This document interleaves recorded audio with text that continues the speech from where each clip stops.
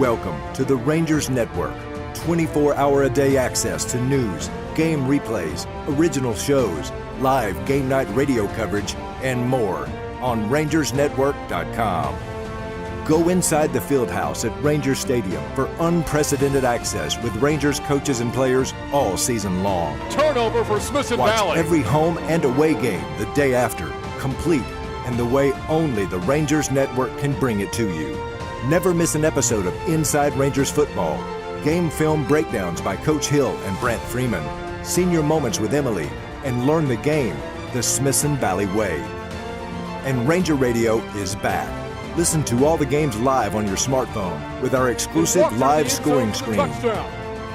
Rangers Network is your media hub for everything Rangers. However, we are taking the term network to a whole new level.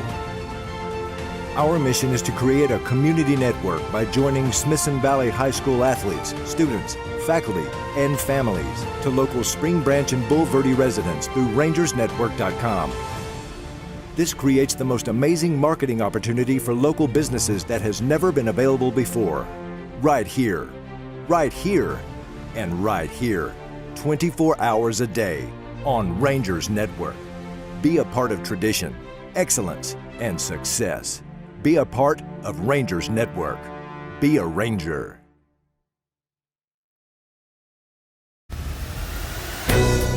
Tonight, Rangers Network brings you an area-round playoff soccer doubleheader. Right now, the Smith Valley Ranger girls soccer team takes on the Johnson Jaguars from the always tough 26-6A district. Rangers Network is your home for Smith Valley Rangers athletics coverage. The road to the state tournament continues tonight.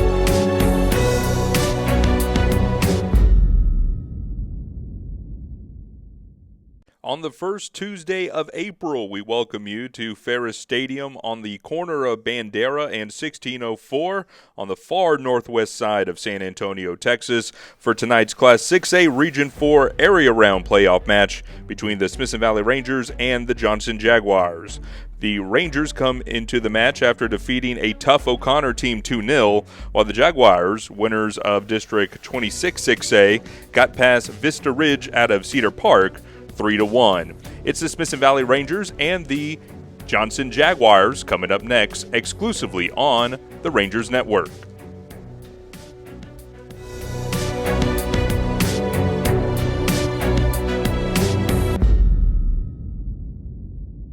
Tonight's broadcast is brought to you by Comal Independent School District, HEB, GVTC, Wick Productions, Ferris Orthodontics, Summerhill Dental, Smoky Moe's Barbecue, and Pizza Hut.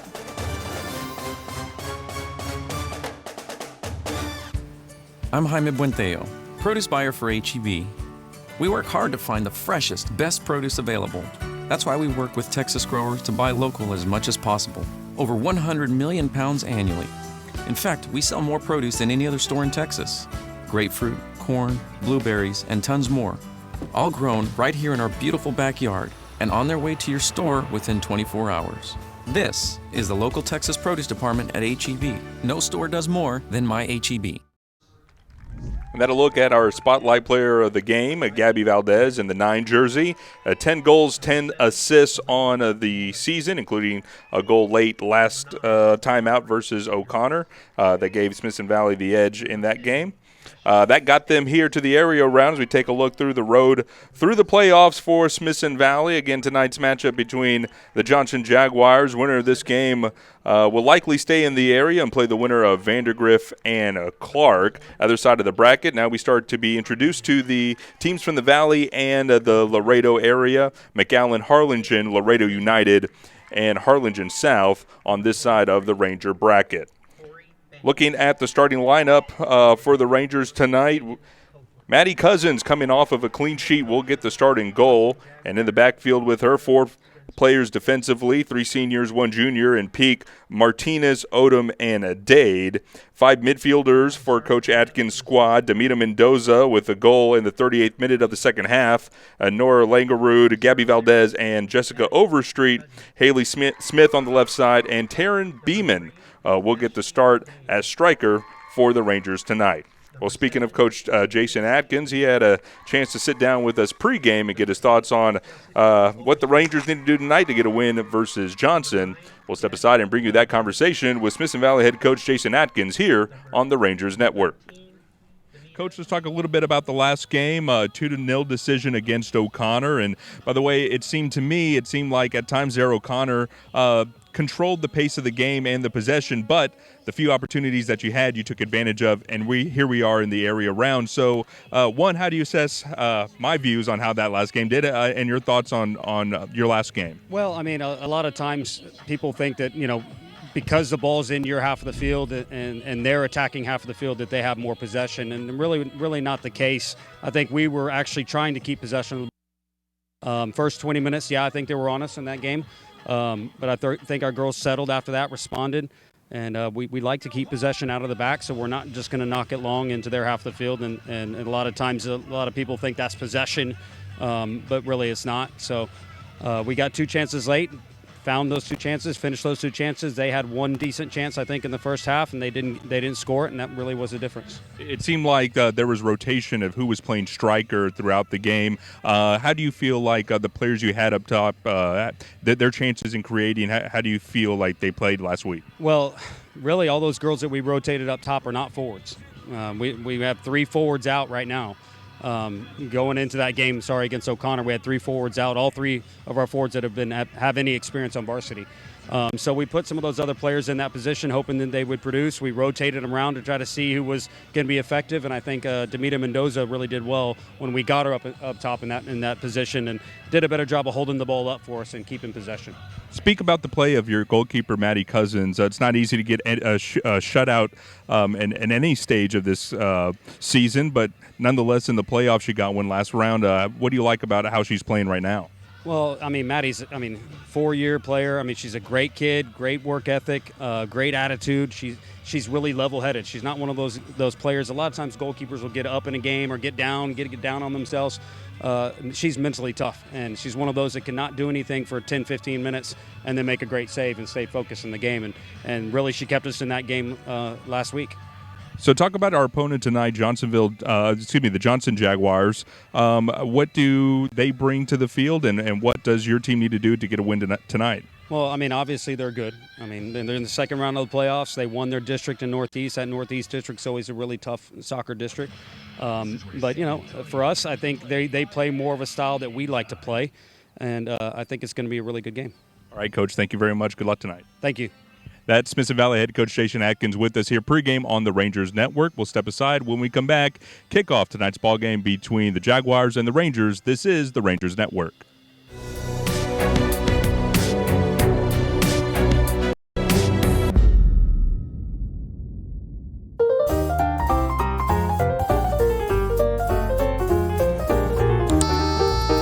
We just got the GVTC Connect home with Sky Bell. Wow, you can see who's at your front door. Who is that? Hello, Mr. Mueller. It's Marty from GVTC. That's Mason Pierce, senior wide receiver and defensive back for the Rangers. No, just Marty. Making sure everything's working. Video, doorbell, remote arming and disarming of your alarm. And you're getting text messages when windows or doors are opened. Marty, watch this. RANGERS, Rangers, Rangers! The best! I mean, the best security on the planet. And welcome back to San Antonio here at Farrer Stadium. Brant Freeman with Ben Campos on the Rangers Network, ready for second round 6A playoff action. Smithson Valley takes on the Johnson Jaguars. The Rangers coming off an opening win of the postseason this past Thursday, a 2-0 win over the O'Connor Panthers. Johnson was a 3-1 winner over Cedar Park Vista Ridge. And Ben, you saw that match last week for the Rangers in the win over O'Connor. Looked very good and really impressive considering the fact the Rangers did not have the services of Caitlin Bumgarner. I think Gabby Valdez played very well in the midfielder position. You could tell like the game went through her feet and her ability to distribute. They even tried to move her up to forward and striker in place of Baumgartner, but realized in order to control the pace of the game, we need her back at midfield. And lo and behold, here comes Demita Mendoza playing mostly defensive mid, creating a second opportunity. So Valdez, the 36th minute of the second half, and Mendoza in the 38th minute of the second half, 2 minutes later, closed the door on O'Connor, and here we are in the area round. Meanwhile, Johnson comes in an impressive 16-6-1 this season off the heels of the first ever regular season district championship season as they won 26-6A, a team that won its playoff opener again last week 3-1 over Cedar Park Vista Ridge. The Jaguars are wearing the sky and dark blue jerseys. The Rangers wearing the white jerseys and navy blue numbers, and we are underway here from San Antonio at Ferris Complex just off 1604. You know, Brant, anytime we were up high in a press box and there's a team involved wearing baby blue, I get a little nervous about how the jerseys are going to come out, but I'm really glad that we have at least white numbers on a colored black backdrop. So forgive us, we are pretty high up here at Ferris Stadium. Now the Rangers will attack the goal to our right here in the first half. And Smithson Valley's goalkeeper, we should note, by the way, is wearing the orange here this evening. Matty Cousins, the junior goalkeeper, 12 shutouts so far this season, and looked really good last week. 12 shutouts. Those aren't easy to come by, Brand, and they get more difficult as you get through district and into the playoffs. Really impressed by the way she handled herself in that round versus O'Connor. Took a lot of onslaught early in that game, settled down, and a clean sheet in the playoffs. That's not easy to do, and Maddie made it look easy. Meanwhile, Brooke Burgess in the other goal for Johnson, 11 shutouts of her own this season, a goal against average of 1.41 this year. These two teams don't give up a lot this season. Johnson has only surrendered 25 goals this year in their 23 matches. The Rangers only 19 so far in their 23 matches.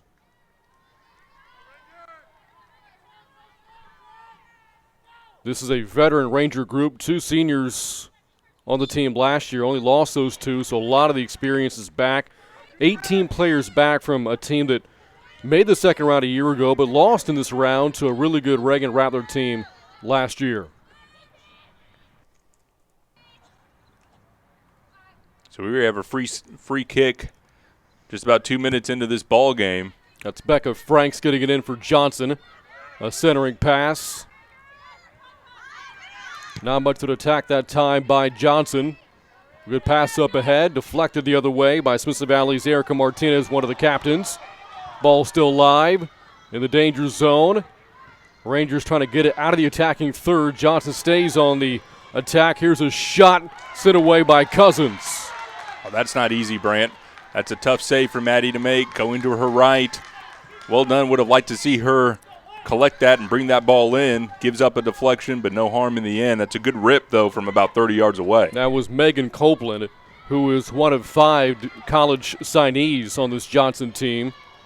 Copeland is St. Mary's, a Division II program in San Antonio, along with Riley Kenny, their assist leader, also a future St. Mary Rattler. In addition to that, 3 Division I signees here for Johnson. Ashley Stamps, a senior, will play at Abilene Christian this time next year. Kaylin Carnahan at Prairie View A&M, and Taylor Rizzo, one of their top goal scorers, will play at Houston Baptist in the Southland Conference. A player to keep an eye on is Corey Banks, the sophomore. Not on that list because she's an underclassman, and perhaps just a matter of time, it's right? only a matter of time. As she'll be the head striker in the 23 jersey for Johnson. She's already been in the shot on a couple of appearances. So if I'm Coach Atkins and the defensive back line for Smithson Valley, you got to make sure of her whereabouts. Banks with a pass there. Again, you heard Ben say it. She's wearing the number 23 along with neon orange and yellow shoes here today. Now taking it up along the near side of the pitch, Caitlin Stamps. And this will come back the other way for Smithson Valley.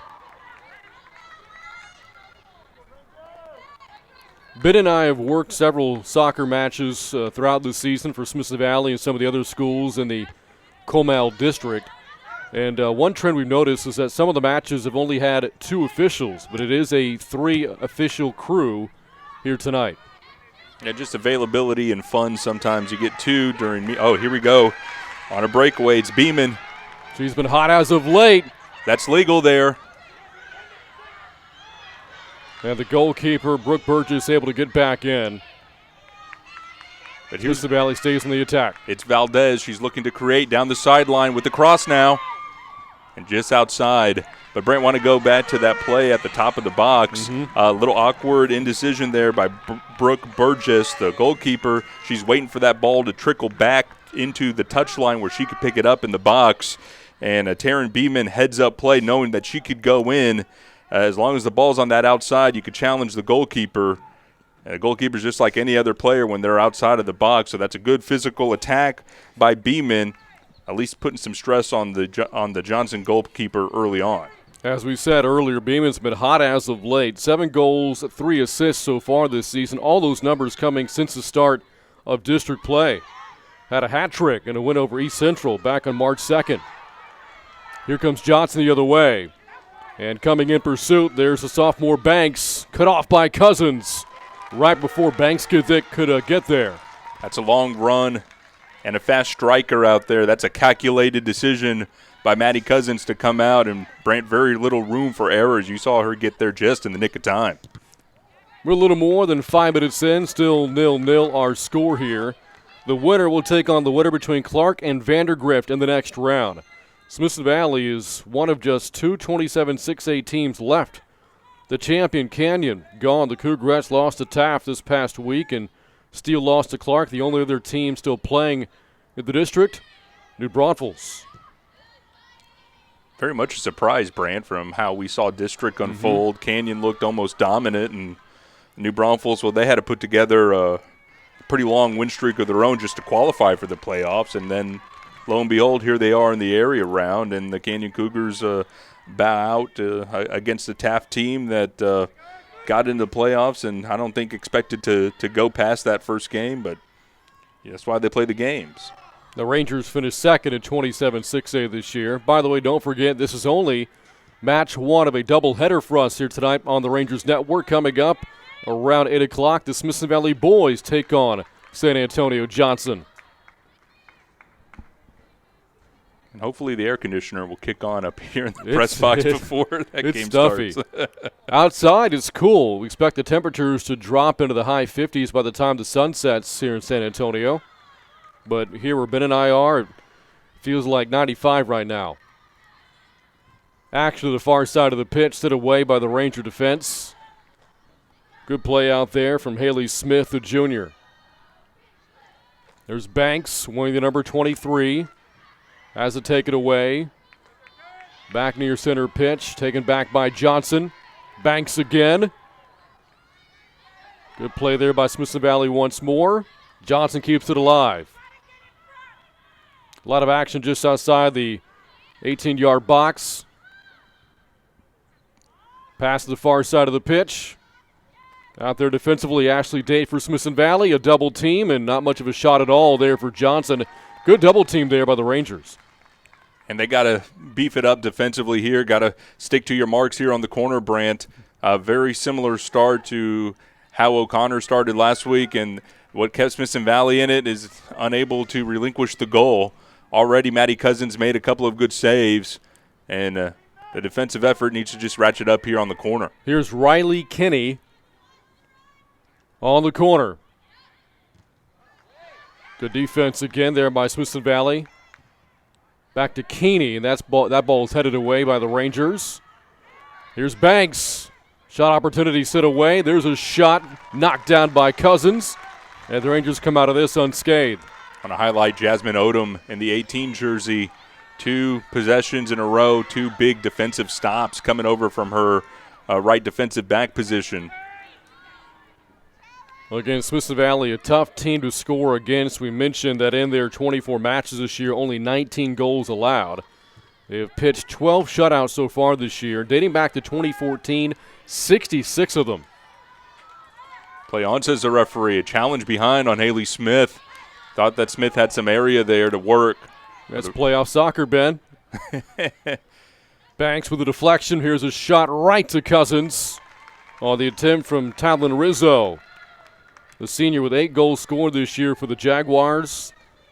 One of those Division I signees we alluded to earlier, heading to Houston Baptist. Brand, about so we get into the 10th minute already. Maddie Cousins having to make 4 or 5 critical saves. Yeah. That one that rolled back to her had a funny skip on the AstroTurf here at Ferris. Not easy to handle those as we have a misplace here by Overstreet. And again, Cousins' defense was so good Thursday in the win over O'Connor. She was only asked to make 2 saves. The Rangers didn't let the Panthers get into the attacking third very often. And now a chance here for Smithson Valley. This is Jessica Overstreet. And has that ball sent back away. Overstreet had both of the assists in the win over O'Connor this past Thursday, but now a corner kick here for Smithson Valley. Or Langerood's going to take this. Brent really loved the way she sets up these pieces with the ball into the box. It was her piece from, it wasn't a corner, it was a free kick, but her entry ball into the box is what set up the goal by Mendoza. The pass by Langerland. Went the opposite way there for Smithson Valley. Tracking it down is Haley Smith. Had an attacker there in the center of the pitch, but not a good angle. Back from the Jaguars. Here is Banks.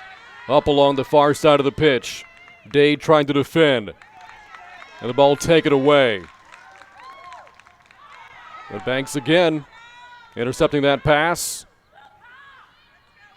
Out to the far side, Smith trying to defend. Johnson trying to set up a shot. That pass sent back the other way by Smithson Valley.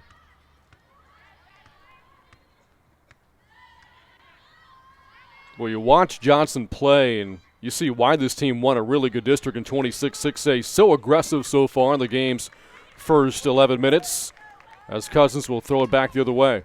You know, aggressive, Brant, but oftentimes when you see the shot from down the field, rarely do you see 2 of them in the camera shot. They keep their space well. That opens up the field, and you're able to put the ball into space, as you see here, trying to get Banks behind Dade.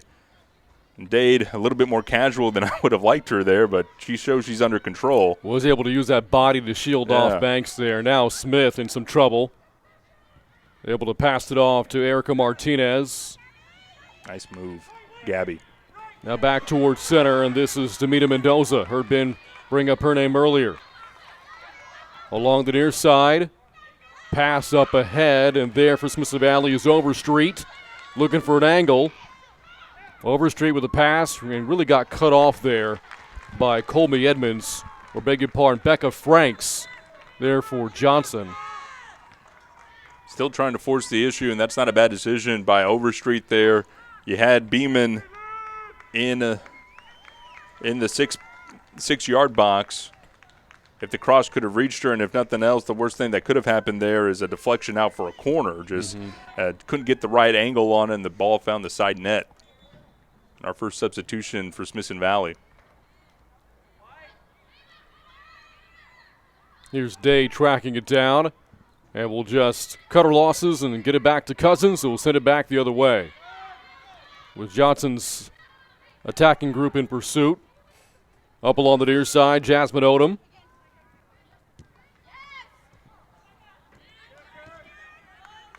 Pass taken away by Johnson. Good header there by Casey Peak, one of the captains. Now back towards center pitch. Here's Overstreet.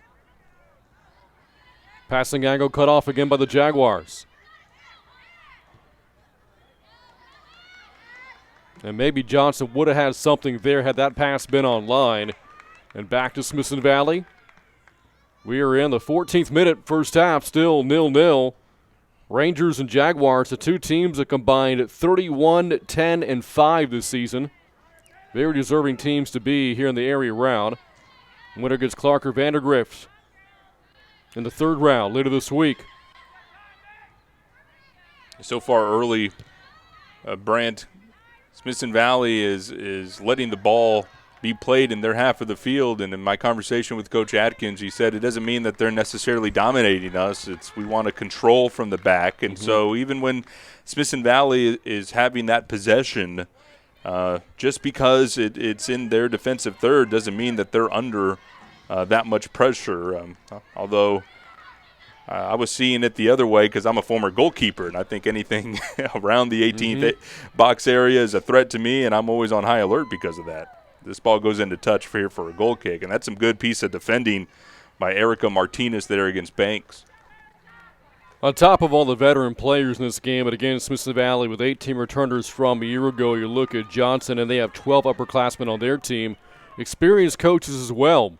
Ben, earlier in the pregame show, visited with 16th-year head coach Jason Atkins for Smithson Valley, and Kara Strasner has been at Johnson now for 8 seasons as the head coach and 3 years as an assistant before that, helping build up this program. You mentioned the veteran presence for both teams, and this is a shot that sails wide. It was closer. That made me a little bit nervous as Cousins tracking to the near post. That one had upper 90 written all over it. Maddie with the sigh of relief as she dribbles the ball to the 6-yard box. But you mentioned the veteran presence, Brant. This game, ironically, though, could be decided by a couple of underclassmen. You mentioned Beeman, a sophomore for Smithson Valley, who's playing hot and up top right now for the Rangers, and Corey Branks, sophomore up top for Johnson. Tells you that we might see these two in the postseason again sometime down the road. Surprisingly, though, this is the first ever meeting between these two. You'd think Smithson Valley and Johnson not far from each other, the two campuses. They would have played one another. There are so many of those pre-district tournaments, but this is the first ever matchup between the Jaguars and Rangers. That is not the case on the boys' side, by the way, which, again, we will see later tonight. Especially in the past 2 or so years with UIL realignment. Brandon, it used to be Smithson Valley was in that 25, 6A or 5A class that would be matched up with a 26 6A or 5A class Northeast Independent School District team. And now that Smithson Valley is in a District 27, they have to go through that first round of playoffs because 25 is often paired with 26. And so, those matches with the Northeast teams are often delayed around. And, I don't envy those Northeast teams having to go through that Austin district that includes Westlake and Lake Travis and the Vista Ridges of the world. So far, Johnson, the only team with shots on goal in the match as we approach the halfway point. Good defense there by Smithson Valley's Jasmine Odom. But this will be a corner coming up for Johnson now. A good use of the body. Really would have liked to see if she could have gotten that last-minute deflection in order to save this corner and perhaps turn it into a goal kick. So this situation still not out of danger. Cousins setting up her post. I think I see Mendoza here on the near post, Dade on the back post, with Martinez marking that Jaguar attacker and Carnahan in the middle of the 6-yard box. The pass from Keeney. Deflected towards center. Odom there defensively. And the Rangers get it out of there. I like that, Brain, from Odom. It's a clear with a purpose. You're not just booting that ball downfield and hoping for the best. It's a pass to Caitlin Smith that really connects the defense to the midfield.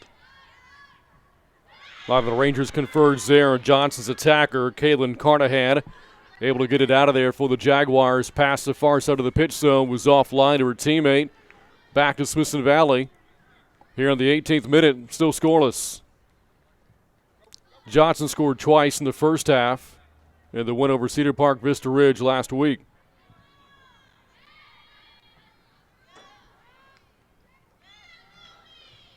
Action along the far side, back to center, taken away by Smithson Valley. Good play by Mendoza. Here come the Rangers. In pursuit for Smithson Valley, Caitlin Smith able to track it down towards the corner. Keeps it alive. And there's Beeman, the sophomore, and the Rangers will throw it in. That's okay. It's kind of allows Smithson Valley to regather themselves here and set something up. Now that you switch the field, you're able to bring your defensive and supporting midfielders into play. Mendoza. Back to Odom, the defender. Centering pass. Fighting for it here is Sarah Cyphers. Up to Dade. Now 30 yards out. Here's Overstreet looking for an angle. A centering pass sent back by Johnson. Well, you look at the Jaguars' defense there, and they have 7 defenders on the attacking third for Smithson Valley, cutting off every passing lane. There was nowhere for Overstreet to go with the ball. At that point, you'd have to try to imagine your best. You might see the way the defense is situated in real time, but then you have to try to create new openings, maybe a ball over the top, and anticipate how you can manipulate that defense to move to open lanes. We have seen one corner from Smithson Valley so far tonight, and they'll set up a corner here. And getting it in this time will be Cyphers.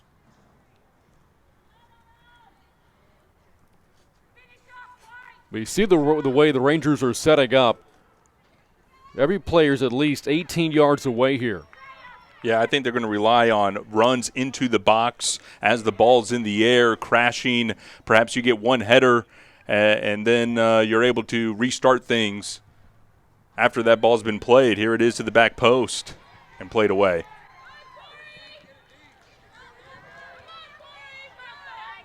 Now Dade. A pass to the opposite side.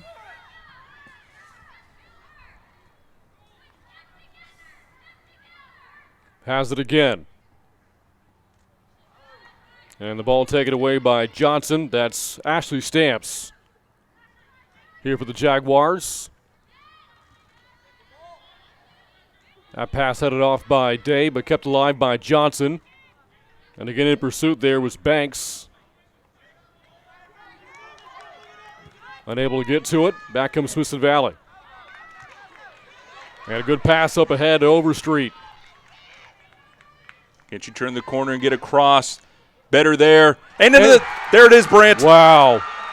So much better, Brant. As I was going to say, you needed to either get it to the back post or get the deflection. She did a better job than the previous run down. And what a shot off the post and in. A goal for Jessica Overstreet puts the Rangers on top 1-0, her 6th goal this season and her first of the playoffs after 2 assists last week. Jessica Overstreet just does it herself, and the Rangers are on top 1-0 at the 18:52 mark of the first half. You know, which is so common sometimes, as you saw the Johnson team get together and talk that one over. Brant, I'm a former goalkeeper. And sometimes you could play it perfectly. You could have all the athletic abilities, but sometimes the ball just beats you through no fault of your own, not due to your position or your inability to get to it. The ball's just perfectly placed, and there's not much there that Brooke Burgess could do there in that situation. It's such a difficult angle there for Overstreet as she was heading towards the back line, able to squeeze it in the 22nd minute. And now the Rangers may be looking for more, and boy, what a scrum that was. Here's Plastic. 30 yards out, the yellow card comes in against Johnson. And the Rangers are feeling it right now. You get that goal, you get the ball back, get some momentum. And now another shot here for the Rangers. It's Riley Keeney, who's been booked here in the 22nd minute, only seconds after Smithson Valley has taken a 1-0 lead. And this will be a free shot from Haley Smith, about 30 yards away. Officially 27 yards out for Smith, the junior. Let's see if she puts this on goal or if there's a set piece in mind here from Coach Atkins. Left-footed shot that'll sail Ambitious over the goal. There. You know, you mentioned that you're feeling it sometimes as a team, and sometimes that could get into you there. You might have had a set piece that would have been better in that situation. You had a wall of, I believe it was 4 defenders in front of Smith. Angles cut, you're going to have to go over it and then get that ball to dip back down. But as you mentioned, Brant, this team's feeling it, feeling good. You got to take those chances when your confidence is high, and that ball just sails over. Here's Smith again. Pass sails over everybody's head and picked up by Burgess. 25th goal of the season. She surrendered moments ago to Jessica Overstreet. And the second one of the postseason. Banks just runs out of room there for the Jaguars. You go back to that goal, Brant. I often talk as a former goalkeeper. you are also handicapped because you've seen 99 out of 100 times that ball go to a charging defender. And so while you know where your back post is, you're also keeping in mind who's running in front of me, who's running behind me. This ball, 99 out of 100 times, is coming away from me to a defender. So you're kind of just leaning that way and more preoccupied with that. Rarely do you see it when the goalkeeper's in that position, the ball go over the head, off the post, and into the net. Here's Smith. That's a teammate ahead of the pack. Here's a shot, and not a great one there for the Rangers. Unable to get a lot behind that shot. I believe that was Caitlin Smith on the attempt for Smithson Valley. It remains a 1-0 score. And now you're seeing that goal's kind of softened up. Johnson from the midfield. Smithson Valley doing a better job of keeping it not only in the middle third but the attacking third now, as that aggressiveness from Johnson's kind of gone away, and you're starting to see Smithson Valley put their thumbprint on the style of this game. Yeah, the match really has flipped from the first 10 minutes to the second 10. And that pass nowhere close to Caitlin Stamps.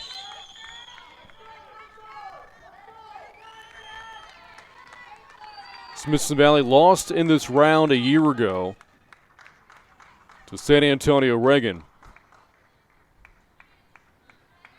Previous 3 years, though, before that, Smithson Valley won in the second round 3 consecutive times and trying to get back to the third round with a win here tonight.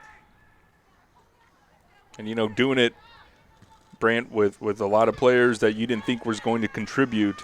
Talking to Coach Atkins, one we all know about Caitlin Bumgardner being out, but he has 2 other strikers, forward position players that are out as well, so even their replacements aren't there. And we mentioned Demita Mendoza. She's principally defensive midfielder position, but she's being asked at times to go up there and play forward. Boy, Taryn Beeman there in the green shoes had a near clear path to the goal, but coming out was Burgess just in time.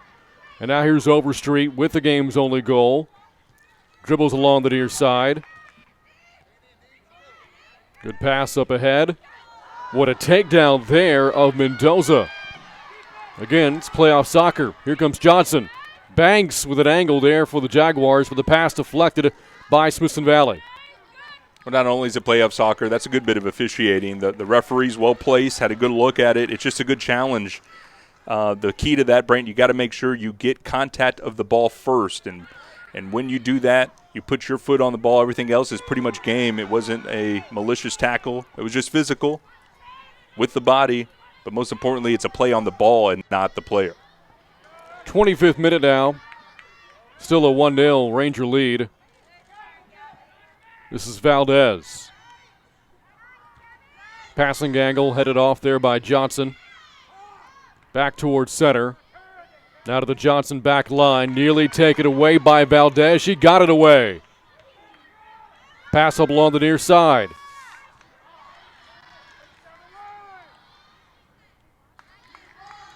Now they'll go out of the far side and back to Johnson. Well, there you see the vision of Gabby. You get the steal, and I know probably would have been my instinct is to go towards goal in that. You win possession. You have open field in front of you. But the patience of Gabby to spin the ball around, look for a player, and let the ball try to beat the defense, that's good work from your midfielder. Johnson never trailed last week in his playoff opening win over Cedar Park Vista Ridge. Again led 2-0 at the break and won 3-1. Down here, a team that has not trailed a lot this season. Johnson, an impressive 16-6-1 this year. And this will come back to Smithson Valley, and throwing it in will be Odom.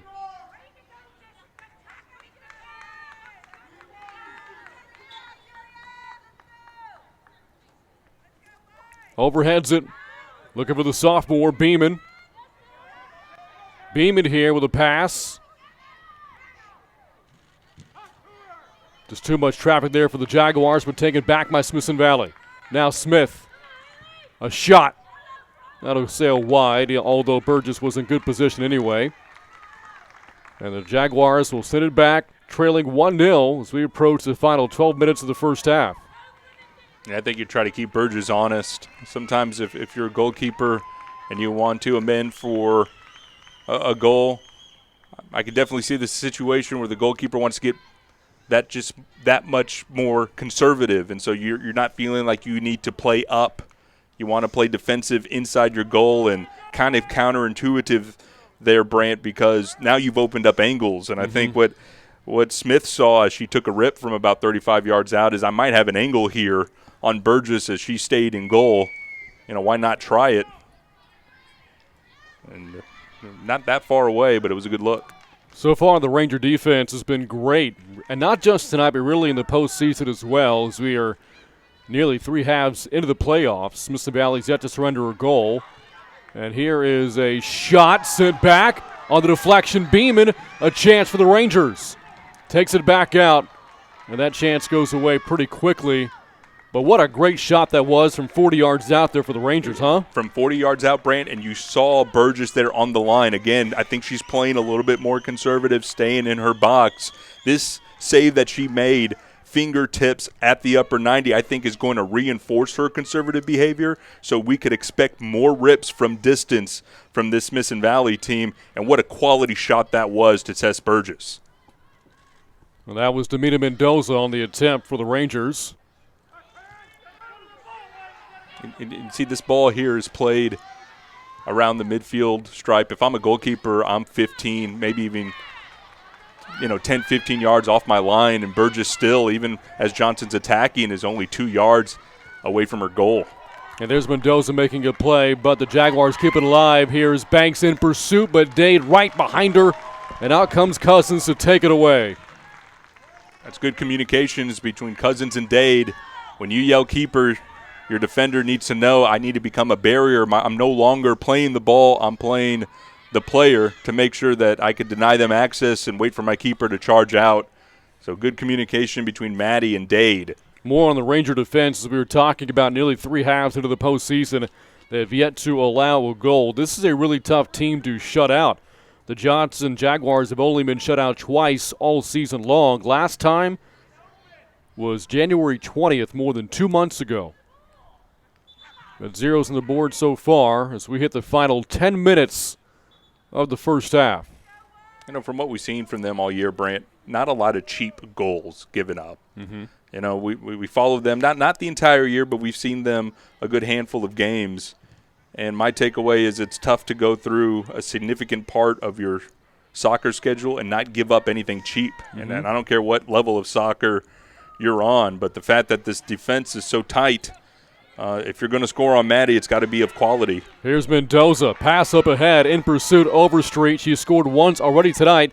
This is shot sent back by Burgess. Well, how about that save by Brooke Burgess? Goodness, she's made 2 big ones over the past couple of minutes. Well, I think any other time in the season, Brant, she takes that in and brings that ball to her belly and secures it. That is a sign to me, a goalkeeper who – when in doubt, get everything away. Just push it away. And not a lot of pressure around her, but she opts to punch it out. And a restart here from Johnson all the way from the back. And here's Banks again. Banks weaving through traffic. Banks looking for a shot through 3 defenders. Banks, the shot deflected, and right there was Dade. Goodness. And that's good defending by Erica Martinez. That is not easy, what she did, tracking Banks that whole way. Now Smith on pursuit for the Rangers. Pass up ahead for Beeman. Trying to beat her defender. The sophomore unable to track it down in time. We'll go back to that run by Banks. She was working her way through 3 Ranger defenders, specifically using her feet work. It was good discipline by the Rangers defensively not to dive in that situation. When you dive in, you lose your body control and you give leverage back up to the attacking player. But I give special credit there to Martinez.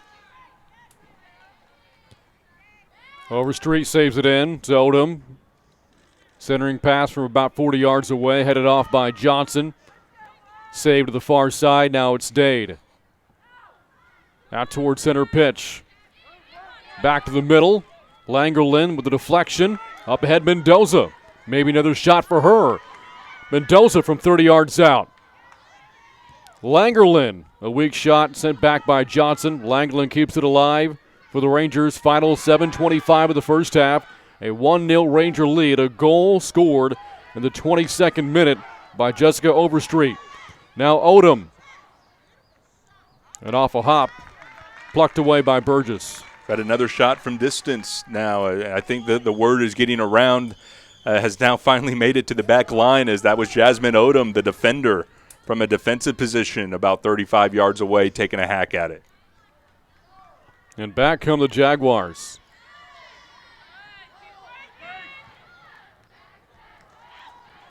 Good deflection there by the Rangers, preventing Banks from getting a clean look there. She has been really tough to track down. So fast, a sophomore who played varsity a year ago as a freshman. It's not just the speed, it's the placement of her runs, knowing how to work into space where you'll lose a defender in the process. And that's stuff that's difficult. I'm not saying you can't teach it. It's difficult to teach. That's not just technical stuff. That's stuff where you're sitting down in a film room and a chalkboard and you're diagramming ways as a striker to evade the defenders. And Banks is a pretty good one at a sophomore level. Now, a free kick for Johnson more than 50 yards away from the far side of the pitch. Let's see what the Jaguars do here. It is a shot. And on a bouncer, deflected and saved by Smithson Valley. Boy, Maddie Cousins there again. 50 yards out. Don't know if that ball has a shot to go in. It nearly bounced it off the turf. But now a corner coming up for the Jaguars.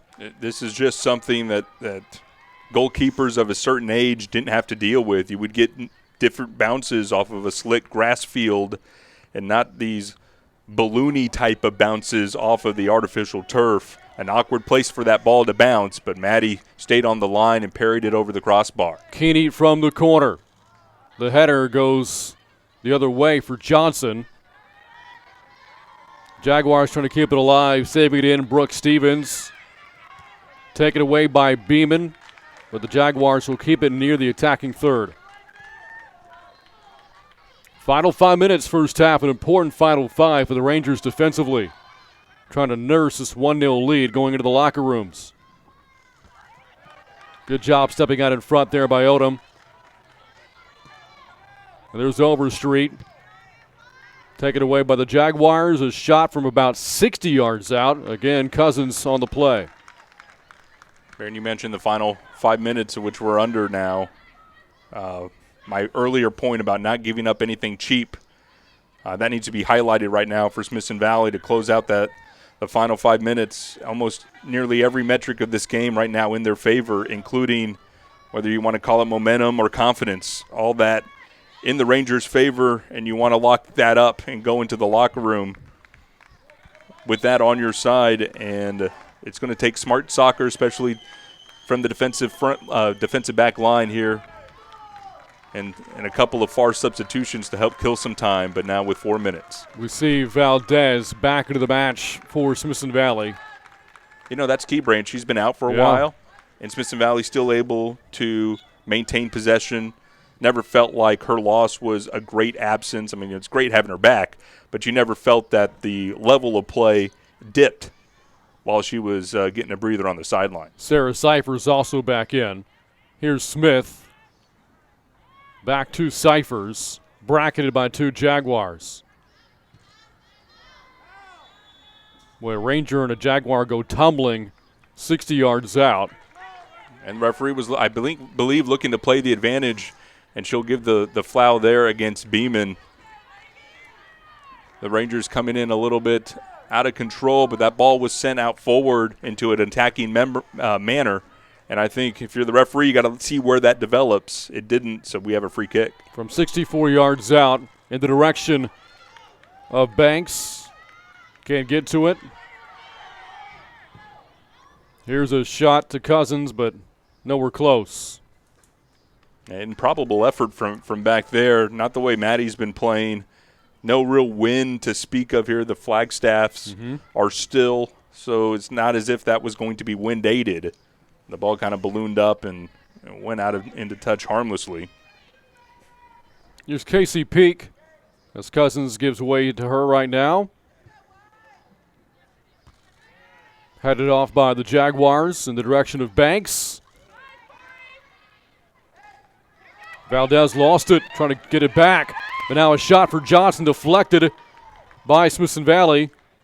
Good defense there by Odom. Wouldn't let Banks get an angle to it. But right back to a Jaguar.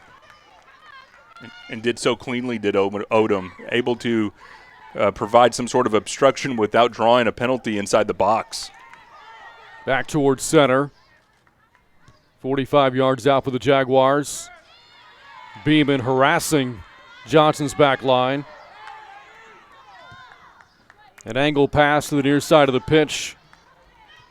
Now Kalen Stamps up ahead to Banks near the corner. Banks looking for an angle. Ball deflected. Centering pass. A shot for Johnson. Good defense there by Smith. That shot taken away by Cousins. And you have to give all the credit on that defensive possession to Haley Smith for Smithson Valley. And a good save by Maddie as she had a Jaguar in her face that needs to come in with her hands and needs to be secured. Any type of deflection out surely would have been poked in. So that's a good, what we were just talking about, cheap goals not being allowed. A solid defensive stand by the Smithson Valley back line. And they'll get a handball here.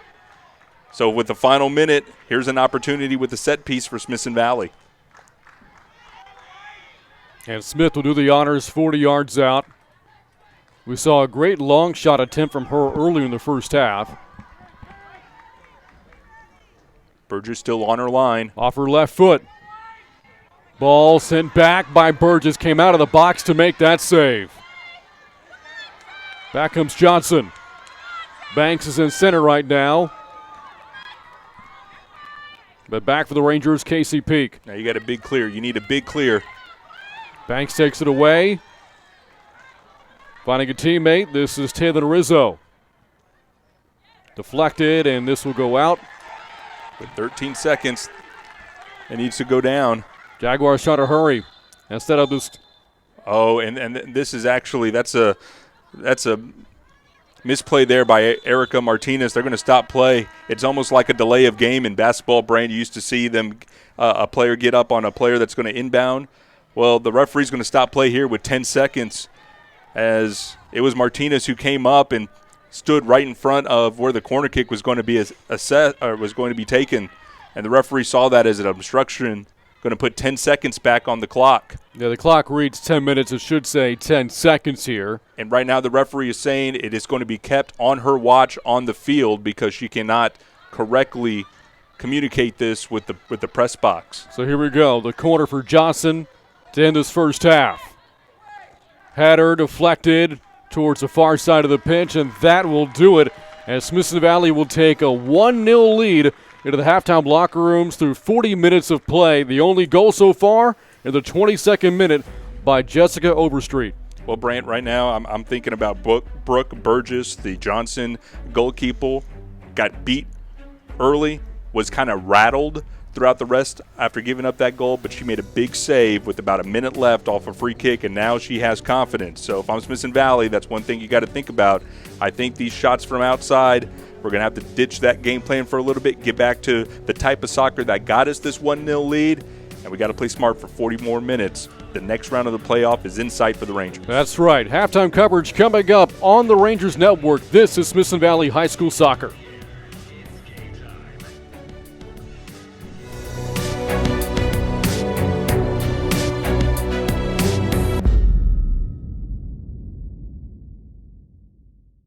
We are the UIL. From the coaches to the players to the educators. We've been in your shoes. Extracurricular activities are essential to the development of our youth. From proposed rule changes to the relaxation of transfer rules, we keep it fair. New academic contests, we hear you loud and clear. New events are music to our ears. We just added film. That's a wrap. Educational activities help young people become productive citizens. From staph infections to steroid use. To cardiac and concussions. Health and safety is a priority. Heat, heart, and health history. From heat-related illness to head injuries, to heart-related issues, to the medical history of students. Your well-being is our priority because we are the UIL. We are the UIL. We are the UIL. We are the UIL.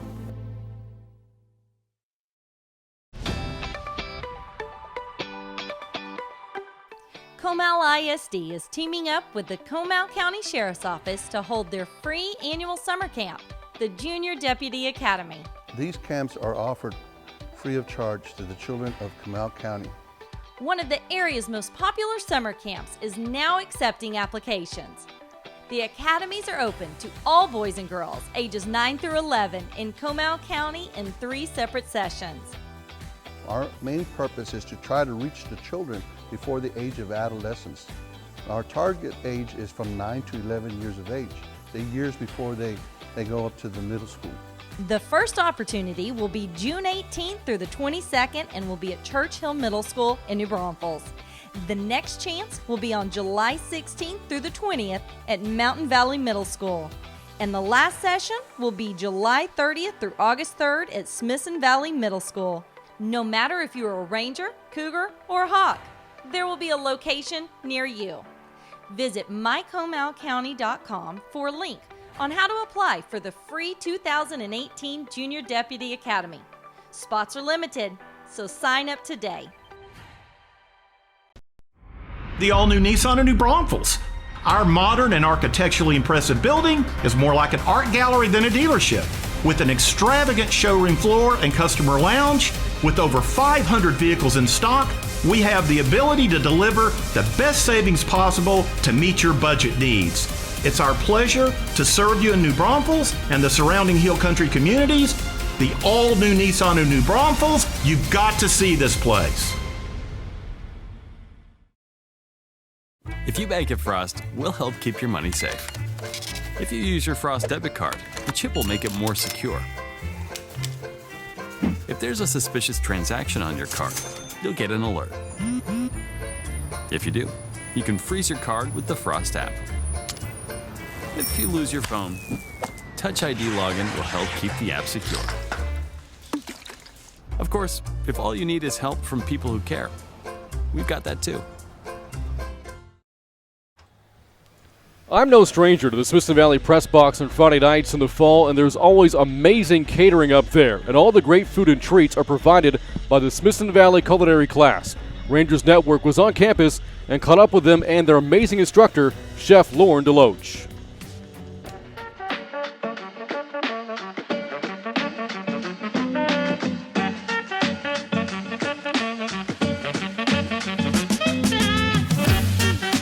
I love that I get to share my favorite thing to do with kids. We just need to turn them and they need to go back in.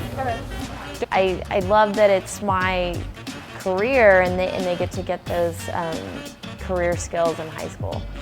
My favorite thing about this program is I get to express what I want to be when I grow up and what I want to cook when I grow older. Because when I get older, I want to own my own restaurant. And here, this is preparing me to work with different type of people. And it's showing me, like, on a days like this, like, hey, you might want to step up your game because you only have a short amount of time to get that dinner or meal prepared. My students usually do all the on-campus events, any kind of lunch. We do serve teachers about once or twice a month. My favorite thing about this program would have to be that we can make whatever we want, and we can work with people and come up with new ideas and have new things, and this will also help us later in life. It's a large number of students that even if they're not going to culinary school, they're still working in a restaurant, or they're going to college for something else and still working in that restaurant setting. So those are job-related skills that we try to foster and that they can use. This is my first year and I plan on staying in it, and she actually gets job offers. So to get a job offer and start in a job and a career and start off the career like that. A student gets involved in culinary. If they're a freshman or sophomore, they can take Intro to Culinary Arts. They can kind of use as an intro class to determine if food is really their interest. So any student that in their freshman and sophomore year identifies that they want to take it can get involved.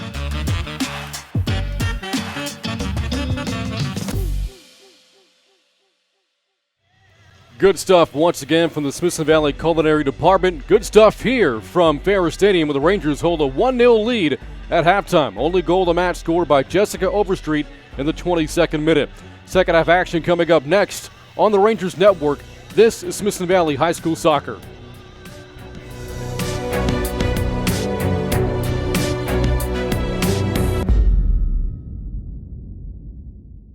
Have you brushed your teeth? Yeah!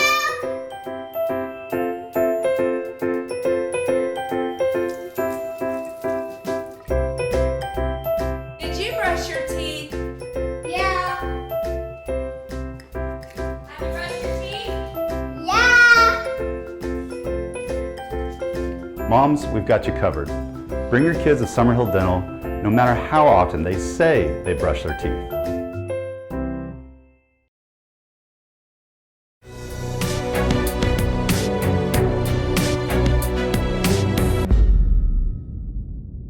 Tonight's broadcast is brought to you by Comal Independent School District, HEB,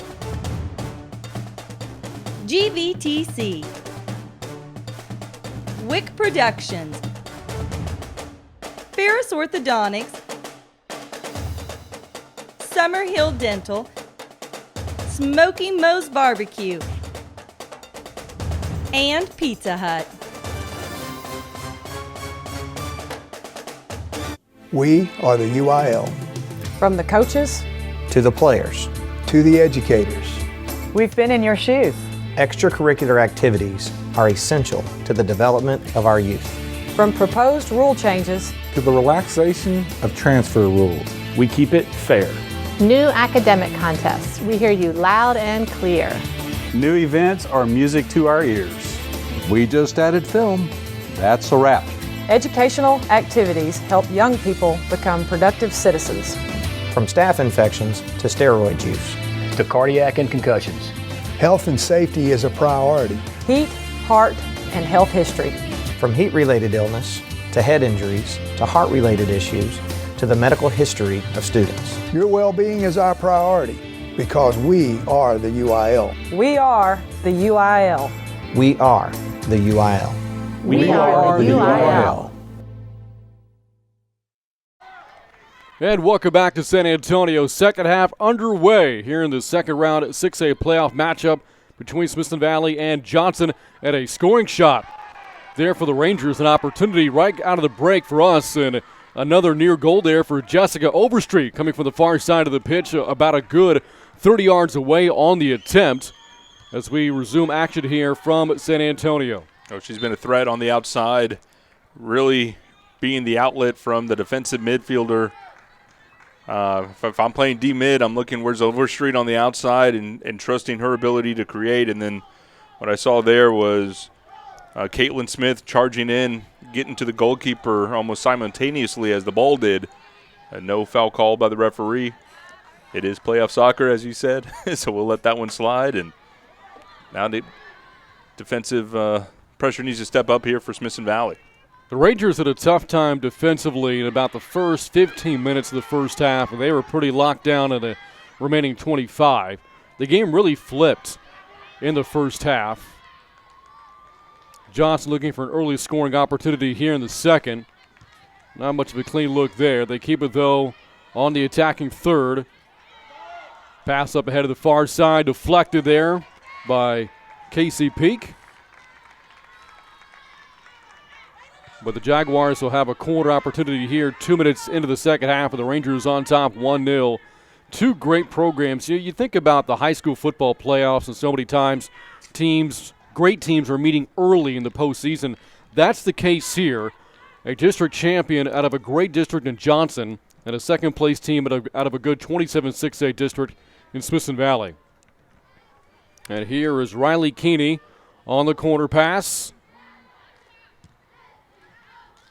Not really a shot there for Johnson. Ball heading towards the corner, and the Jaguars will keep it. Watch this near pass to Banks, and now you have your threatening player here with an early touch. Here's a shot right to Cousins off her gut. Able to pick it up off the deflection.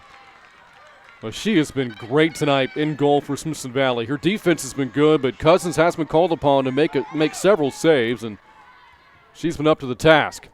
Some of the diving efforts and even the stuff that's come right to her, Brant, not easy. As you saw, that one kind of knuckled into her. It seemed like it was going to be taken easily into the stomach, but it had a weird bounce as soon as it hit her forearm. Bounced out in front of her. So even with the stuff that's hard to handle, she's at least made it look easy. I tell you, it's not that easy. But she's doing a good job there. And we mentioned to close out that last 5 minutes, nothing cheap. There are opportunities where cheap things could have come down the way for Smithson Valley, but as a total defense, they were able to clear completely. Here's Banks, the shot deflected by Cousins right on cue. Ben Cousins, another save off her right hand. That is so well done. That ball had pace. It was directly over Cousins, and she went up with one hand, was sure of it, and got a strong deflection, a parry save over the crossbar. Brant, there's been a couple of instances in our coverage of high school soccer, even on the men's side, that we've seen them not be able to be sure of pushing that over the crossbar, but Maddie is sure there. Keeney with the pass off the corner. Deflected towards the far side, trying to save it in is Colby Edmonds. Harassed near the corner. Going for a throw for the Rangers, so still a throw deep defensively. The referee, Odom, trying to get away with 10 yards there or so. I don't blame her. This is a tough throw-in defensively. Overheads it right to a Jaguar. A lot of blue shirts in the area. Again, Johnson wearing the sky blue and navy blue jerseys here tonight. The Rangers wearing the home whites. Here's a great pass. Up ahead, Kaylin Smith. Play on. Can Overstreet chase it? I think it'll stay with Smithson Valley here. It's a good run by Smith. Riley Keeney was the one with the tackle out there for Johnson. And that's key. Remember, Brant, it's Riley Keeney who has a yellow card already. She's in the book in the 22nd minute, just seconds after Smithson Valley scored. So that's a one-on-one challenge with Smith on a breakaway. That's a daring challenge by her because one more could have had her sent off. Here's Mendoza.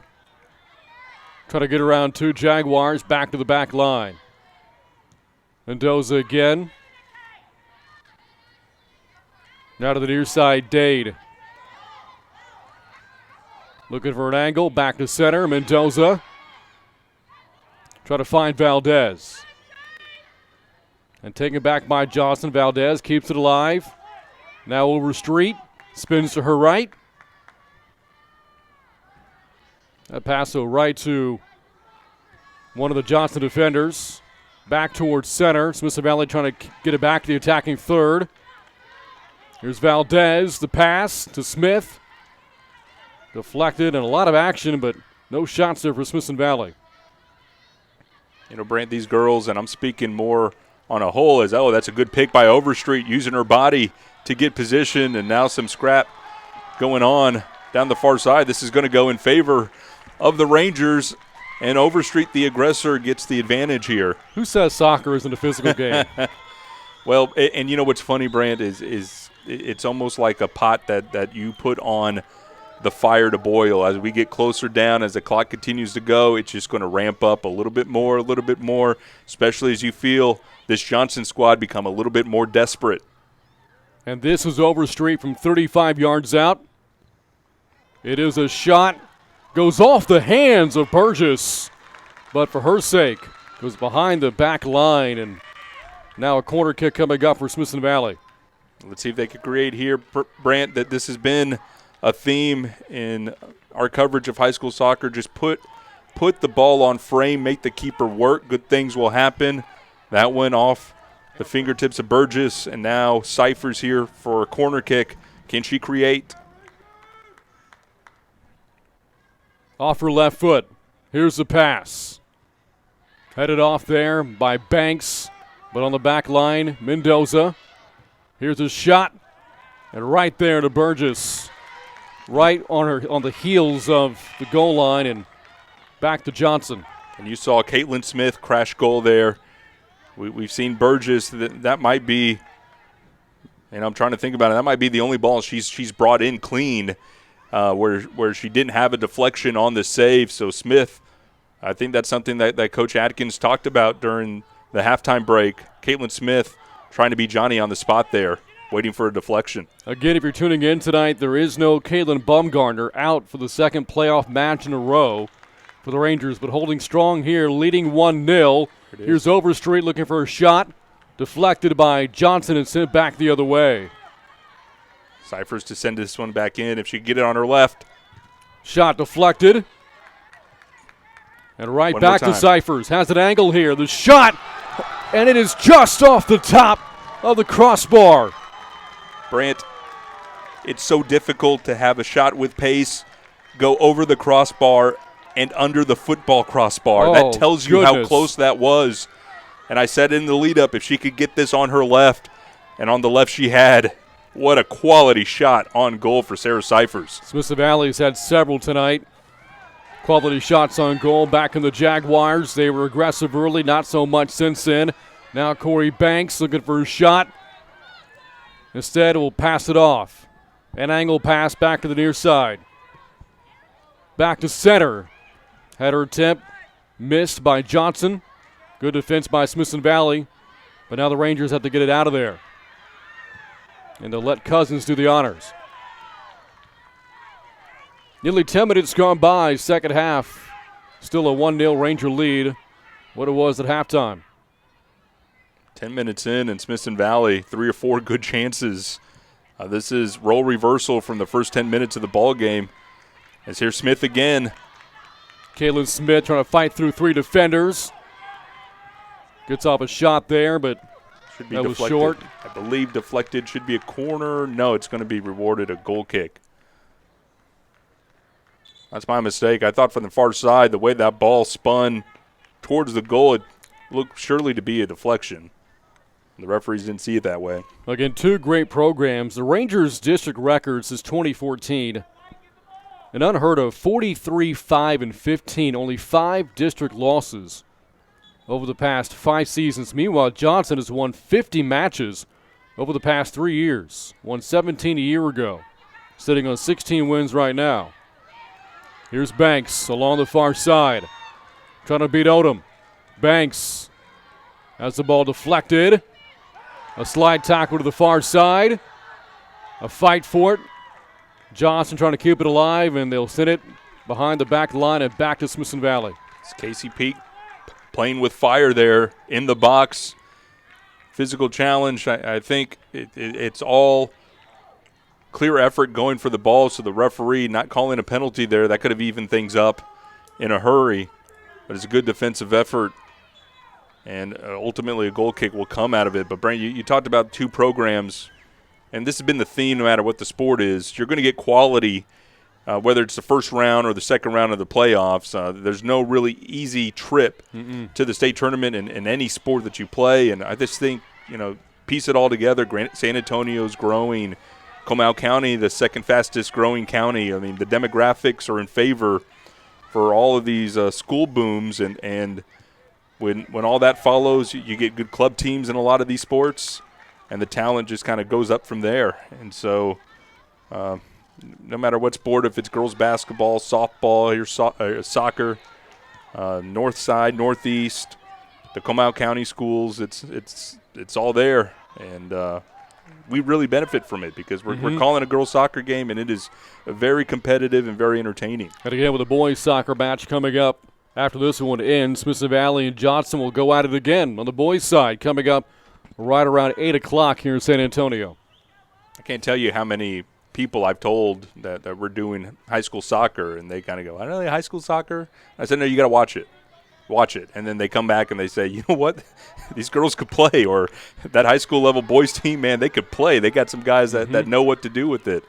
And I mentioned this before. I was a high school goalkeeper. And even when we get here early and watch the JV squad, the talent I had back then, and I was pretty good for that time, I don't think, could star on it or start for a JV team now. It's just everybody is that good. And there's quite a bit of next-level talent on the field here tonight. That does not include Bumgardner, by the way, who is a UTSA signee. Yep. She'll play her college soccer not far from here, as we are just outside the UTSA campus.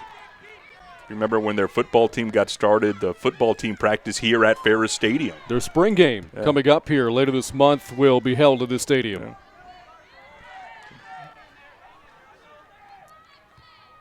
Odom with it there for the Rangers from their defensive line. And the ball taken away by Overstreet. Up ahead to Valdez. Look at that. Spins to her left. Wonderful. Good footwork there by Valdez. Pass up ahead to Beeman, but won't be able to get to the ball in time before it will trickle out. And back to Johnson. We are in the 14th minute. Second half. Rangers on top 1-0. Again, Ben, you witnessed, you saw, you called the win over O'Connor this past Thursday at Ranger Stadium. How did Smithson Valley keep the Panthers off the scoreboard for all 80 minutes? Nothing cheap. We talked about that in the first half. Nothing cheap. They had their opportunities for cheap stuff, but it was tidy in the defensive area. The first 10 minutes, it was an onslaught for Maddie Cousins. It's just like it was in tonight's ball game. And so to answer your question, is what you're seeing right now from Smithson Valley is exactly how they handled it from O'Connor. You take that barrage early, you bunker down, clear everything, nothing cheap, and then when the opportunity presents itself, you have to control. And oftentimes for Smithson Valley, the control starts with the goalkeeper, the defense, and the defensive midfield. So it might feel like Johnson has it in Smithson Valley's half of the field, but it's really the Rangers maintaining possession and connecting their passes, and that's exactly what we've seen since the first 10 minutes of this ball game. The only difference is Overstreet struck in the 22nd minute, and it took to the 76th and 78th minute a couple of days ago for Smithson Valley to get on the board. It is now 134 scoreless playoff minutes and counting for the Ranger defense, but now a free kick from 35 yards away for Kaylin Carnahan, a Preview A&M signee. The shot goes over the crossbar, the top. Cousins, no need for a save opportunity that time, and back to Smithson Valley. They tried to get Maddie with something cheap there, Brant. All the activity to Maddie's right, and with those runs coming in, you might try to get a goalkeeper to lean over to the right, think that her first move is going to carry her that way.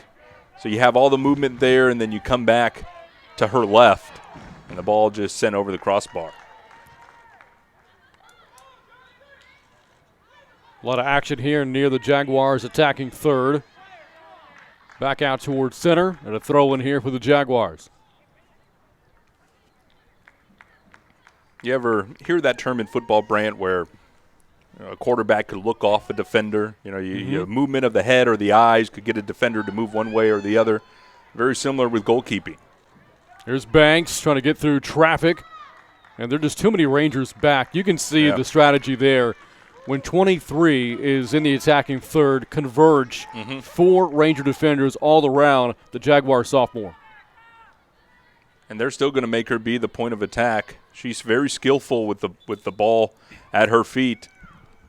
And it might not the defensive strategy paid off now, but Johnson just needs to be patient with her and allow her to create. And here's a beneficiary of her creation.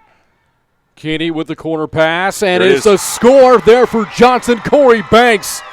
I don't even think she was looking at it when it went in off her left foot, and we are tied 1-1. What a goal there on the corner for the Johnson Jaguars. Just because you're being swarmed doesn't mean you can't, or doesn't mean you stop being aggressive if you're Banks. Still with 3 or 4 Smithson Valley Ranger defenders around her, she doesn't force the issue, Brant, but she's the aggressor, and the result is a corner kick, and you get it to her at the 18-yard box. Quality one-time shot off the left foot. Nothing Maddie Cousins could do there. Comes in the 17th minute, 23rd goal of the season for the sophomore Corey Banks. 1-1 game now. They're level. And out from goal is Burgess there for Johnson, with Beeman in pursuit for the Rangers along with Jewel Mann. And again, you mentioned the M word there, Ben. Momentum. The Rangers thought they were getting that after the goal from Overstreet back in the first half. Couldn't quite capitalize despite some really good scoring chances. I wonder how the Jaguars are going to respond after getting their first goal. Well, we saw it visibly swing in favor of the Rangers when they went up. It's hard for me to believe that it won't happen for Johnson after coming level now, as Banks takes that one off the shoulder. But that's a quality effort by Banks to get that one in.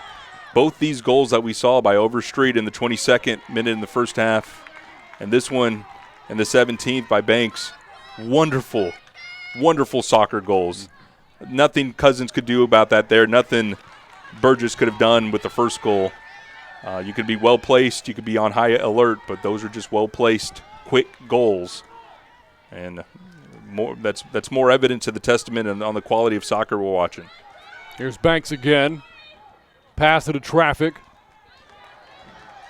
And trying to track it down for the Rangers, Erica Martinez. But now scooping it up is Cousins.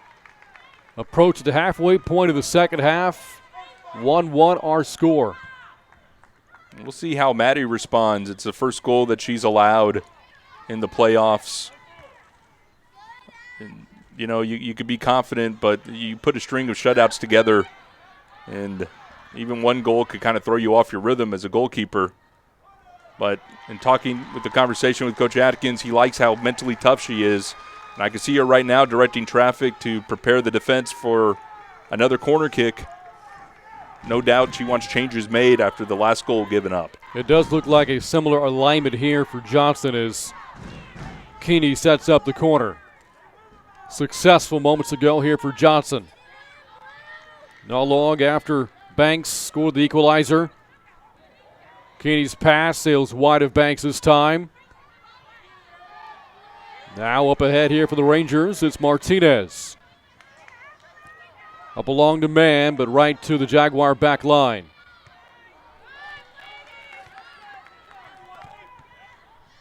We had Beeman earlier up front, sophomore, man, a dual man, a freshman. So although we're seeing a lot of substitutions and players being moved around up top, underclassmen mostly. It is a Ranger team with 9 seniors and 11 juniors. So some key players will be gone whenever the playoffs end, heading into next year, but a lot coming back for 16th-year head coach Jason Atkins. What a program he has built out of Smithson Valley.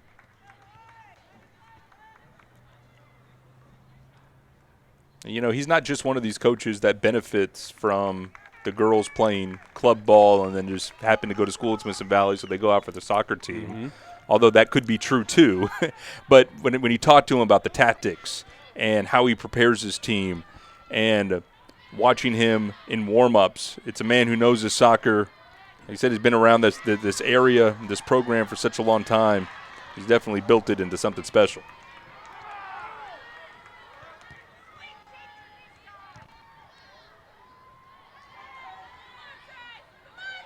A lot of action here, 30 yards out for Johnson. Now Valdez. An angle past the far side, looking for Smith. She's got it, 25 yards out. Smith, the shot is short. Not many good-looking scoring opportunities for Smithson Valley here in the second half. Give Johnson credit. Looks like some defensive adjustments were made for head coach Kara Strasner. I'll just amend what you said. I'll say probably in the last 10 minutes. That first 10 minutes, we really saw Burgess work and some good stuff being sent in to challenge the goalkeeper. Since then, it's been a lot of hopeful things. There's no secret that, about 6-7 minutes ago, we saw a goal for Johnson, and it's been about 10 minutes since Smithson Valley's really put a threat on. And here's Beeman trying to track it down and keep it in. But Johnson's defense is right there. Ball deflected by Dade, and a throw in here for the Jaguars. A team could put a lot of pressure on you defensively, and you may feel like you're in an onslaught, but when you turn it away time after time after time again, all of a sudden your confidence grows. Even though it feels like you're under the pressure, every time you turn away an attack or you get a lucky bounce, that instills that confidence in you. And so maybe that's what played a part. The first 10 minutes, Smithson Valley seemed to not want to keep their foot off the gas pedal, but since then, perhaps some confidence from being turned away so much. When two players go down there, Odom, one of them for the Rangers, pops right back up with the throw-in up ahead to man. Along the far side, bracketed by two Johnson defenders. Back towards center.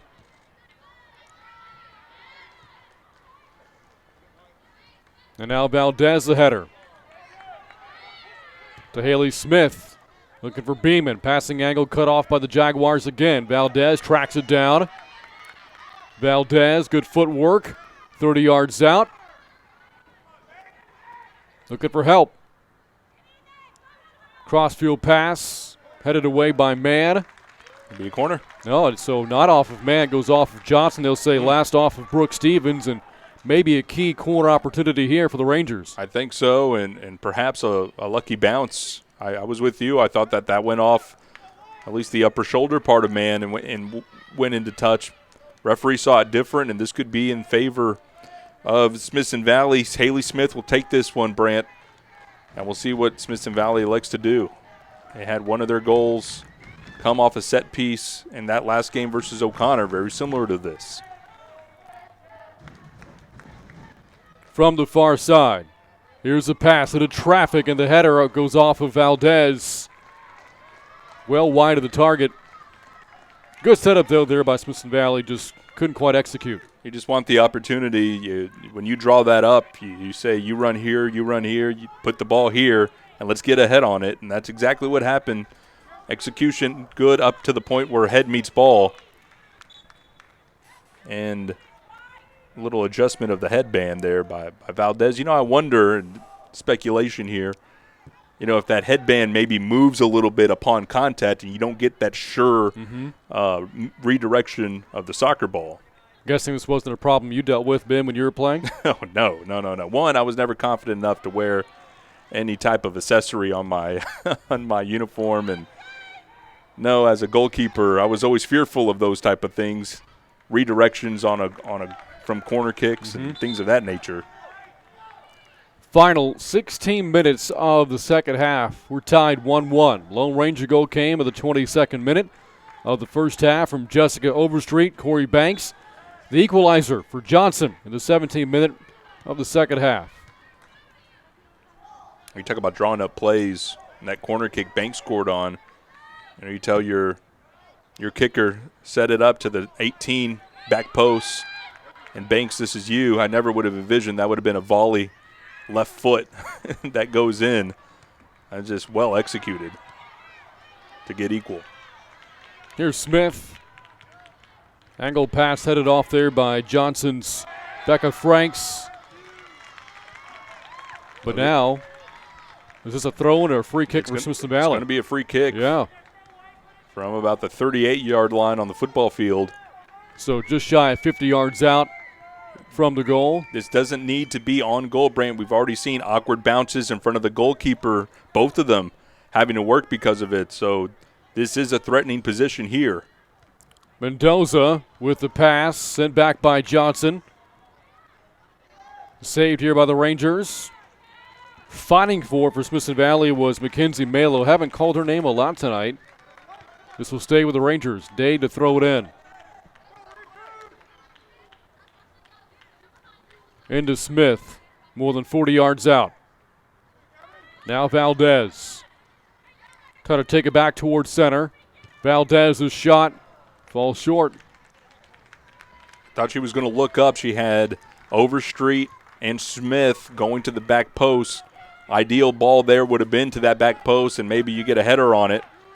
Tries to go near post. We mentioned this a goalkeeper, Burgess, playing very conservative after giving up that goal. Still, within 2 or 3 yards of her line, and that creates angles to the left and the right. And wide eyes was Gabby Valdez at that point, Brant. I think just taking a rip, trying to sneak it into the near post. Odom to Overstreet. Hounded back there to the far side by Privotila for Johnson. See, that's what I was talking about, jiving in defensively, taking those stabs with the ankles. If you stay between your goal and your man, and you just maintain position there, you do a more effective job defensively. When you stab in like that, you get your body off balance. You're not able to move as quickly. And what you saw there was Overstreet able to maneuver around her. Banks couldn't quite keep possession there for Johnson, but the Jaguars will get it back anyway on the ball hit by Casey Peak.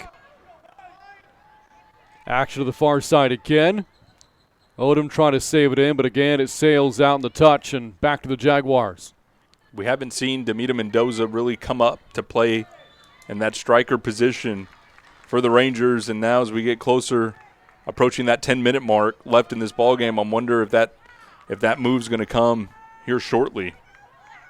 Final 12:20 of the second half.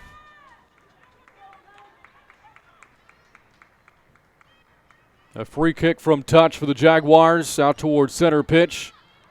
Headed back off by Smithson Valley. Valdez trying to get down to it for the Rangers, and she'll track it down, trying to keep it in now. Dade pokes it free. Up ahead of Mendoza. Here comes Smithson Valley. Nice 1-2 ball here. Now here's Mendoza pressing. Will she have it is the question. A pass to the far side. No shot, though, for Smithson Valley. Trying to set up Smith. Pass a little bit too out in front. The scoring opportunity comes up short there for the Rangers. It's not the touch that Smith wanted, and it's a good bit of defending there to shield her away as Burgess came up. Give credit where credit's due. That's a first real opportunity Smithson Valley's had that wasn't from a set piece here in this second half. And this could be trouble. Back comes Corey Banks. You got to stop ball here. Banks looking for a shot. Instead passes it off. Back to Banks. Wasn't ready for it. Dade trying to get to it for the Rangers and finally does. Off the deflection. Last touched by the Rangers. A throw in for Johnson. Centering pass. Looking for Carnahan. Pass falls short. Action to the far side, Overstreet. And Johnson will keep it on the attacking third.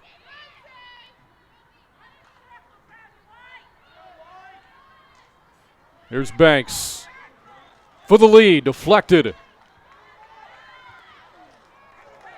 And I think that last one off of Dade, and this will be a corner here for Johnson, and as we know, this could spell trouble. Nervous bit of defending there. Odom on that far side, unable to pressure the outside midfielder for Johnson with fear of letting Banks roam free behind her. And so that ball's allowed to be carried in a little bit. And at the end of the sequence here, a corner kick. Here's Keeney with the pass. Mr. Target. And there you have Overstreet just cutting her losses and getting the ball out of the attacking third. Under 10 minutes to go. Second half still tied at 1. We've had a 1-1 score since the 17th minute of the second half. And that's a bad play by Overstreet there into the back of Banks. There's no way she could get a credible play on the ball there. Had to go through Banks as Corey was doing a good job of keeping her body in between the ball and the defender. And because of that, a free kick is awarded. Very dangerous spot here, Brant. This is like a closer corner kick, but with a better angle. This could come directly at Maddie Cousins. It's Keeney from 21 yards out. Looking for Banks. Sent back to the way by Casey Peak. Did a great job of shielding Banks from a clean look and back to Smithson Valley. Brant, that is so dangerous there. You need to be sure of it. Remember, that leg is not a square a piece of body there. You could easily have misplayed that off of a shin instead of off of a calf. If that doesn't catch her leg broadside, that could have easily been deflected past Maddie for an own goal. But what a piece of gutsy defending there by Casey Peak to get it out, and now an unlucky bounce off of the Johnson midfielder gives Smithson Valley possession. And a big question mark here, Brent, now as we're under 10, who's going to become the aggressor and who's going to want to play for overtime? That remember is a possibility as we are now in the playoffs. And if you're still scoreless at the end of overtime, it'll be shootouts. Penalty kicks. Back to the Ranger back line. Dade has to go over her head. Carnahan trying to track it down. Dade shielding her. Last touched by Dade. Great play there by Carnahan of Johnson. And you saw the hand fighting down there, the sideline too. This game is starting to drift it where you could sense the desperation for both teams. Brandon, I got a feeling no team is looking to play for overtime. I think they're trying to get this one done in regulation.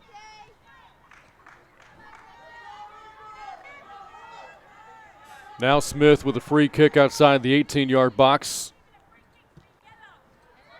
Back towards center on the angling pass. Nobody home for the Rangers. Taking it away instead, Ashley Stamps. Now controlling it, Becca Franks. And here's Corey Banks. The pass is touched back to center. Headed off by Day, but not well enough. Ball stays in the attacking third. Here's a shot for Johnson that will sail over the bar. I think Smithson Valley got away with something there. That was not a clean head away by Dade into space, and even the second clearance didn't find a Smithson Valley player. It was still very much Johnson's possession, 35 yards away, and a bad shot gives Smithson Valley a sigh of relief, but only temporarily as it's back within their own 18 just that quickly.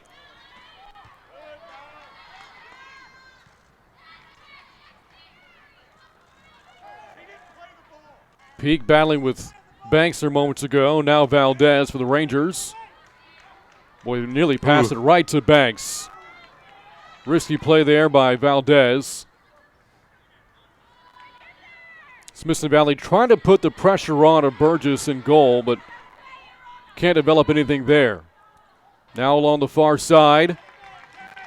A throw in here for Johnson near the attacking third. Final 6 minutes to go. Second half, we're still knotted at one apiece. We've seen Demita Mendoza now come up from her defensive midfielder position to support the attack up front. We've seen Beeman now drop back into the defensive area. So some tactical adjustments for Smithson Valley as that's Mendoza. Nice play to Valdez. Back to Mendoza. Missed her target. Mendoza trying to track it back. She can't. Back to the Jaguar back line. Looking to set up a play. Headed off there by Peak. Saved by the Jaguars. Smith comes away with it for a moment for the Rangers. Fighting for it. And the Jaguars come away with it. It's unlucky. Ball got away from her. She was still trying to play that ball off the edge, and then all of a sudden she found herself trying to go around the defender to going through her, and the referee's there to make a call. Good cut off there by the sophomore Taryn Beeman with Banks looking for the ball. Pass back to Banks. Defended by Beeman. Pass along the far side. Banks has it again. Banks has it taken away by Peak. What a play by Casey Peak. However, the Jaguars will again have it on this end with under 5 minutes to go and looking for the lead. That's a defensive lapse there by Beeman, and this raises the question, is the juice worth the squeeze? If you move Mendoza up to the attacking area, you're losing her skill in that defensive midfield spot, and now you replaced her with Beeman. Beeman bailed out as Banks was able to get by her. She's giving up some size as Beeman. Beeman the throw-in, headed off by Banks. Rangers having a really tough time with the throw-ins from the far side of the pitch on this side of the field. Here's a pass along the near side. Good Ranger defense there. Nearly saving it in for Smithson Valley with Smith, but the Jaguars again throw it in. Stamps to do the honors. And instead will hand off to a teammate. I think I'm at least throwing it out there that you question bringing Mendoza back to the defensive side. The thought in the last 4 minutes, being unable to clear it from the defensive third, you need her presence in there. Rizzo for Banks, can't locate it. Now does. Stumbles towards the corner. Banks fighting for it. Last touch by who? By Smithson Valley. And a throw in from the corner for Rizzo. A de facto corner here for Johnson. That one last touch with the Jaguars, and Smithson Valley will get it back. Well, I'm wondering, Brant, this inability to clear it from the defensive third, if this is it caused because Mendoza has gone up. You're missing that link in order to have some more power up front.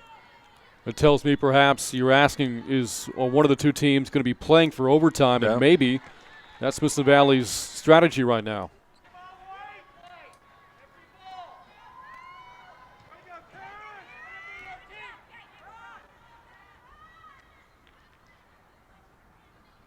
Action near center pitch.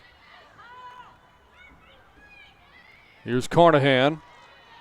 Carnahan angling for a shot perhaps. Deflected by Smithson Valley. Now Stamps with it, defended by Smith. Good footwork by Stamps, centering pass. 40 yards out to Rizzo. Carnahan now. Two Rangers, though, there defensively, and back comes Smithson Valley. Well played by the Rangers defense. Nobody there as everybody's back. You got it to Overstreet on the outside, and she looks up, and there's 4 Jaguar defenders there. And that's the downside of becoming a defensive stronghold. You miss those connections from your midfield to other supporting midfielders and then ultimately to your striker. But here's something here now Smithson Valley could possess and allow their shape to take. Good touch pass to Valdez, looking for Smith, but Jaguars get back in the passing lane. Now Corey Banks. Banks from 30 yards out. Pass to Carnahan. Looking for Banks again. Deflected. Sent back by Smithson Valley.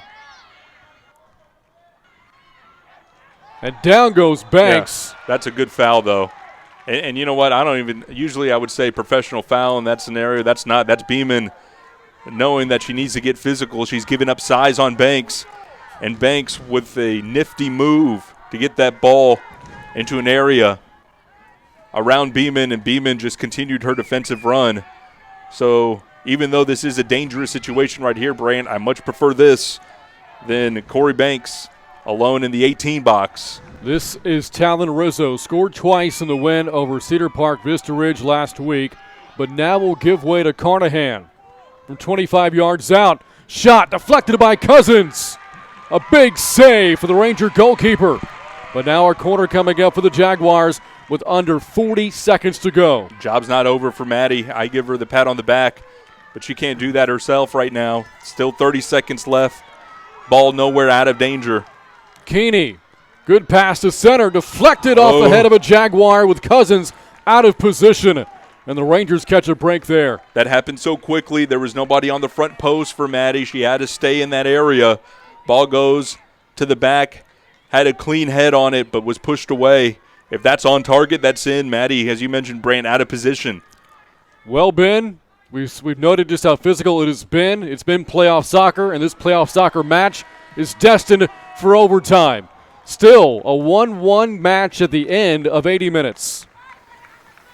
Just allow us to catch our breaths up here, Brant. The last 3 or 4 minutes of full time goes out, and Maddie Cousins needed a remarkable save off of a set piece to give Smithson Valley a chance in overtime. A 5-minute intervention. 1-1 our score going into overtime here from San Antonio. On the Rangers Network, this is Smithson Valley High School Soccer.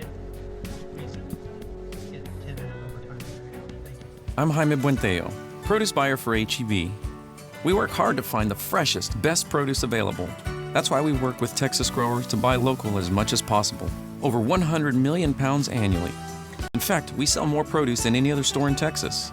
Grapefruit, corn, blueberries, and tons more. All grown right here in our beautiful backyard and on their way to your store within 24 hours. This is the local Texas produce department at H-E-B. No store does more than my H-E-B. Welcome to the Rangers Network. 24-hour-a-day access to news, game replays, original shows, live game night radio coverage, and more on rangersnetwork.com. Go inside the field house at Rangers Stadium for unprecedented access with Rangers coaches and players all season long. Turnover for Smithson Watch Valley. every home and away game the day after, complete in the way only the Rangers Network can bring it to you. Never miss an episode of Inside Rangers Football. Game film breakdowns by Coach Hill and Brant Freeman. Senior moments with Emily. And learn the game the Smithson Valley way. And Ranger Radio is back Listen to all the games live on your smartphone with our exclusive live scoring screen. Rangers Network is your media hub for everything Rangers. However, we are taking the term network to a whole new level. Our mission is to create a community network by joining Smithson Valley High School athletes, students, faculty, and families to local Spring Branch and Bulverde residents through rangersnetwork.com. This creates the most amazing marketing opportunity for local businesses that has never been available before. Right here, and right here, 24 hours a day on Rangers Network. Be a part of tradition, excellence, and success. Be a part of Rangers Network. Be a Ranger.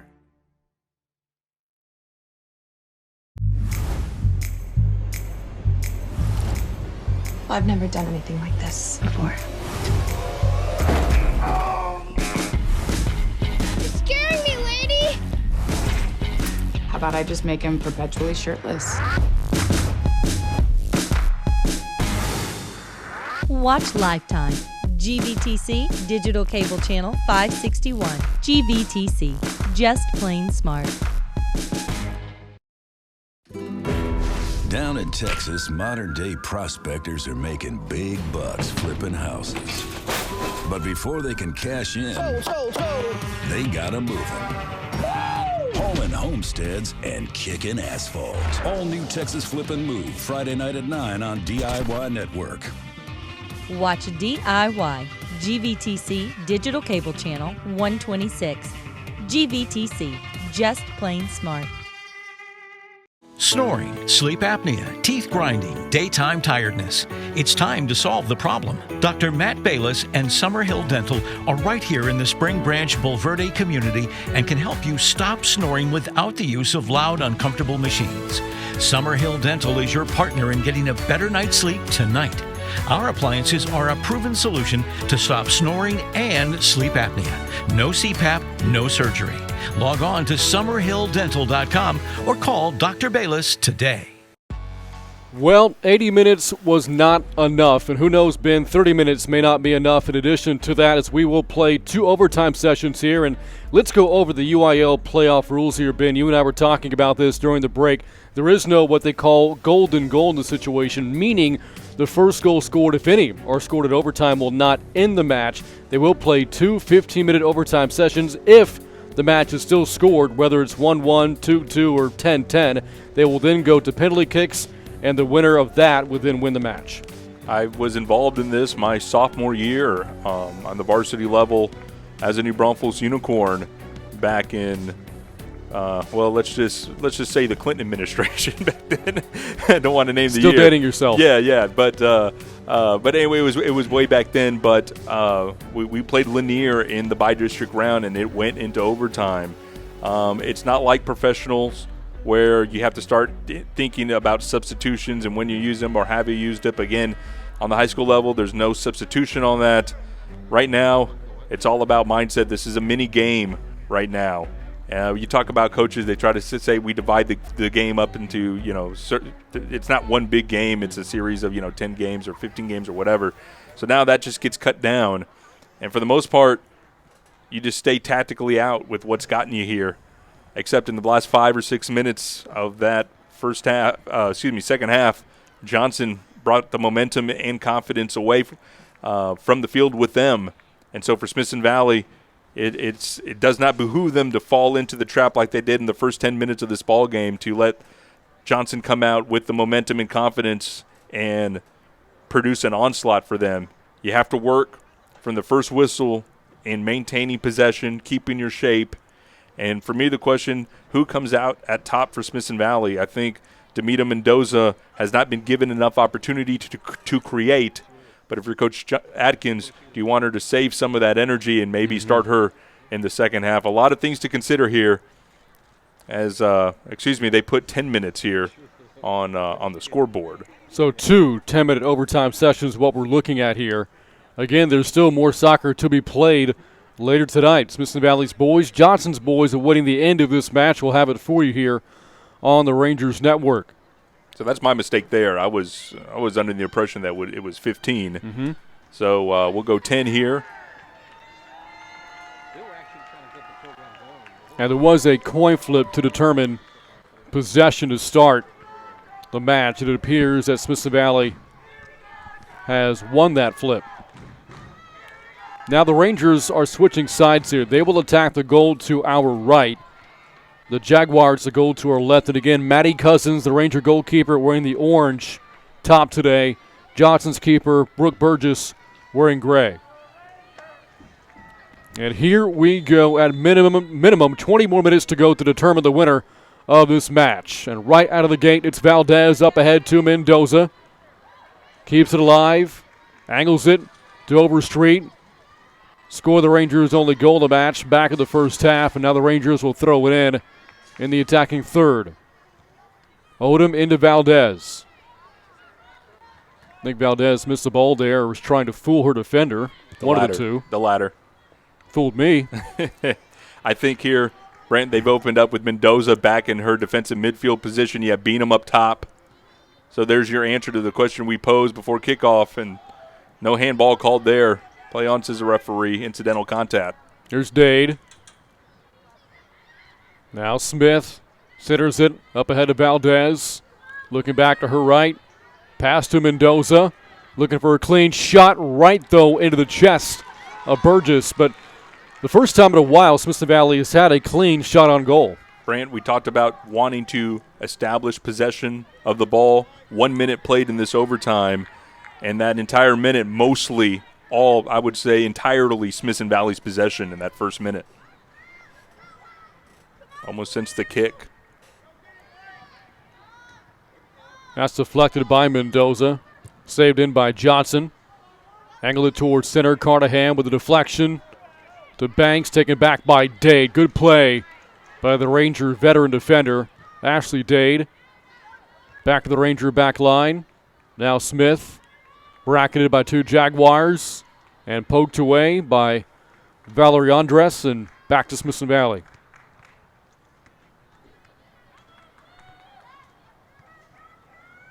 Dade a standing throw-in to the sophomore Taryn Beeman. Now Valdez, again a big match in the playoff win over O'Connor last week. Now Mendoza deflected by the Jaguar defender, and up along the near side, Brooke Stevens nearly had an angle to that one for Johnson. More than 2 minutes gone by, first overtime, still tied at 1.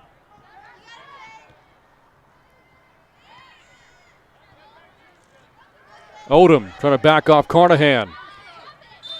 Last touched by Odom and back to the Jaguars. Or no, is this a throw-in for Smithson Valley? It is. We have a really good look at it from our side. And well, even unless they call it here, there was a foul on the there it is on the field. Otherwise, I thought that was a for sure throw-in. So a free kick just inside the touch for the Rangers off Mendoza's foot, right to Valdez. Good pass. Valdez hounded by Banks. Wheels it back to Dade. Now Smith has the ball punched away by Johnson. Really good play there by Megan Copeland defensively. Now Beeman trying to keep it alive. She goes down. And a throw in here for the Jaguars.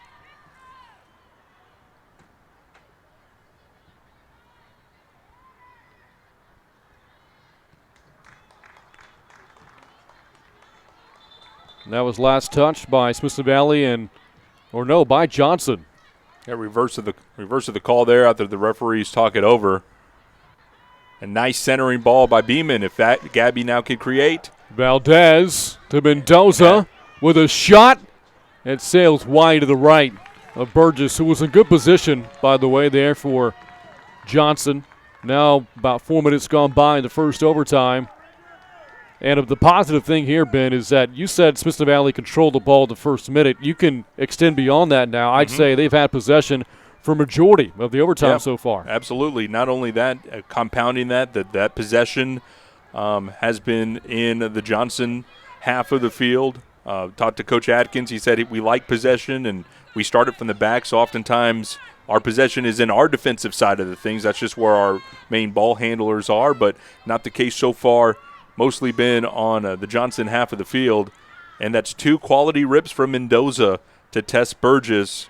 It's a goalkeeper that is refusing to come out off the line. The angles are there. And we go back to the theme, just put something on target to make the goalkeeper work.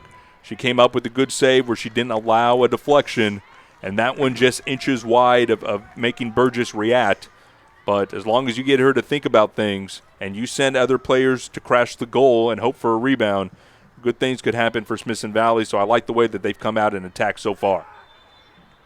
This is a foul against against Valdez, the far side, and now a free kick for the Jaguars would come about 42 yards out. Keep in mind, should either team score in the first overtime and the first overtime end, it would not be the end of the match. They will play a second overtime period regardless of what happens here.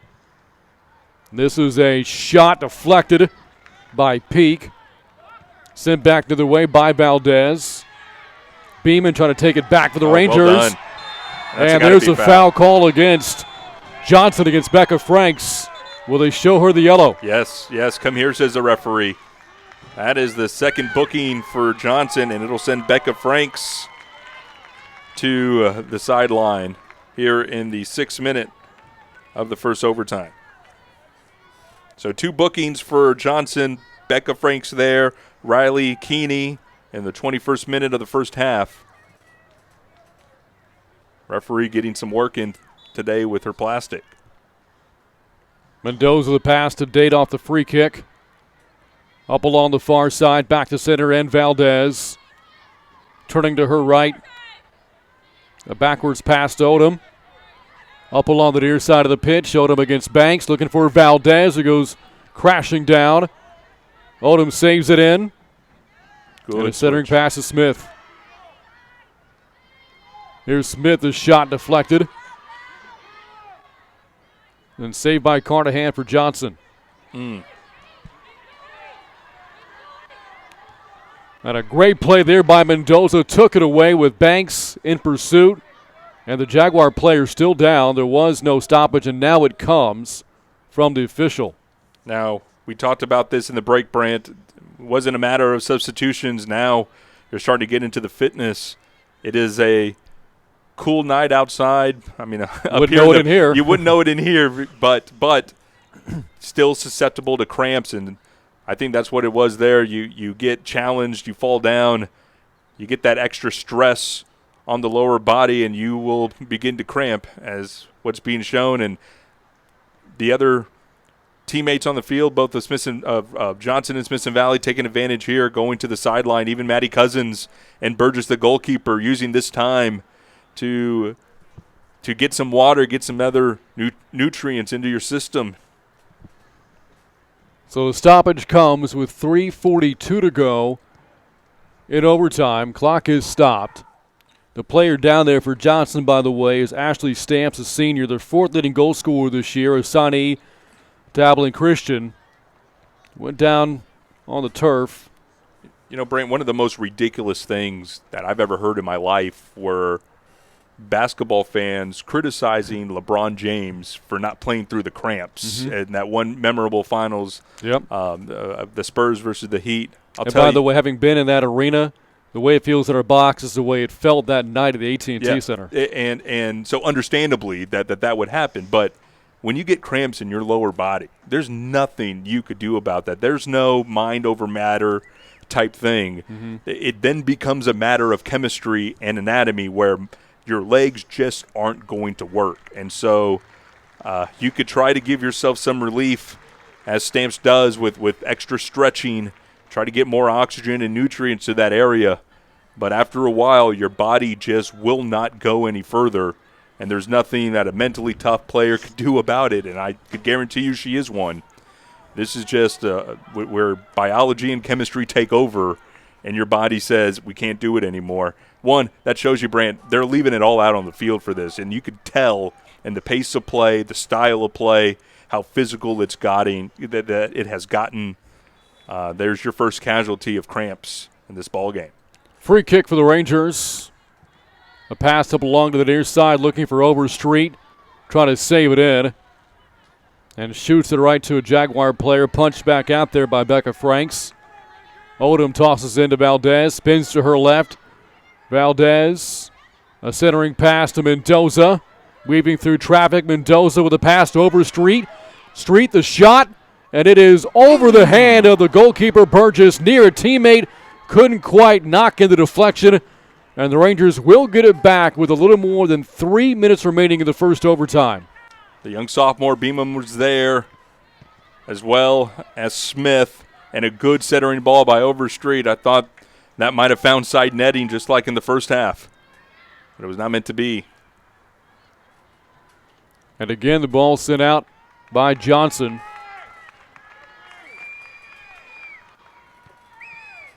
Throwing again into traffic, headed off by the Jaguars. Coming in, though, Valdez gets it back. Centering pass, Mendoza. The shot, weakly done, though, and scooping it right up is Burgess. Yeah, I think instead of letting that go, I actually think that was meant to get in front of Burgess, in front of the 6-yard box. You had Caitlin Smith coming in on a charge, step and a half too late, but I think that's a good idea by Mendoza, knowing from that far out, Burgess has been up to the task with long-distance shots. Let's try something different. She's expecting something from out here. Slow the pace down and let somebody run in. Nearly, but no. You heard Ben mention the wind earlier. Now it's starting to pick up. You can look at the American and Texas flags to our right near the goal, and they are ripping through the wind right now on this Tuesday night in San Antonio. There's a physical challenge on Cyphers. Will go the way of the Rangers, and no card there. Still, I think I could argue that's a play on the ball. It's just a little bit too much into the body there. You know, you try to be subtle with those physical moves. And Carnahan gets called there. No card. Again, 2 bookings assessed against Johnson in this ball game. Here's Cyphers on the free kick. A pass right to a Jaguar. Now Carnahan able to get by 2 Ranger defenders in space. Carnahan with Brooks out in front. The pass to Brooks. Passing lane there is deflected by Smithson Valley. Great defensive play by Erica Martinez.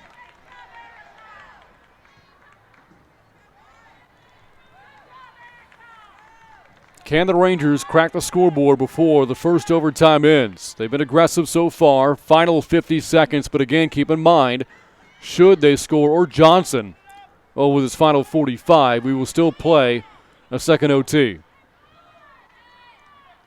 A 10-minute period after that. If we are still tied, it'll come down to penalty kicks. Up along the near side, Brooke Stevens for Johnson, back to her back line.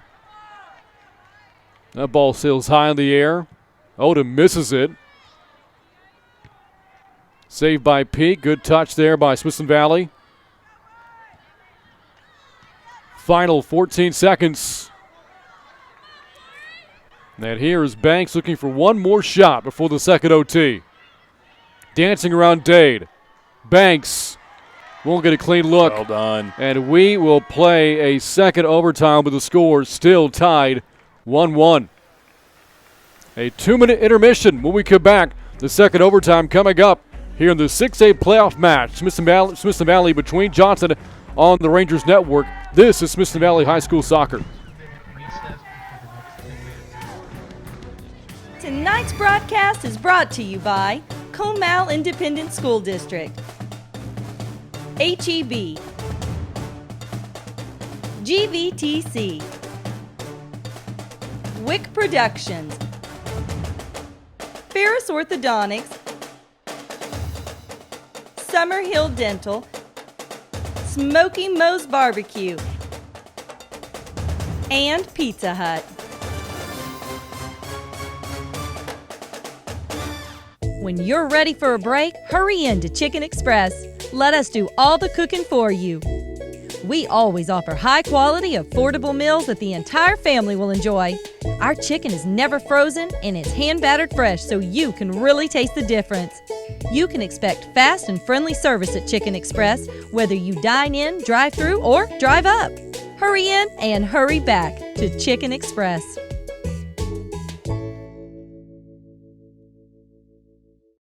Earlier in the match, we heard Ben use the term gutsy. These two teams have turned in a gutsy performance tonight. 1-1 at the end of the first overtime.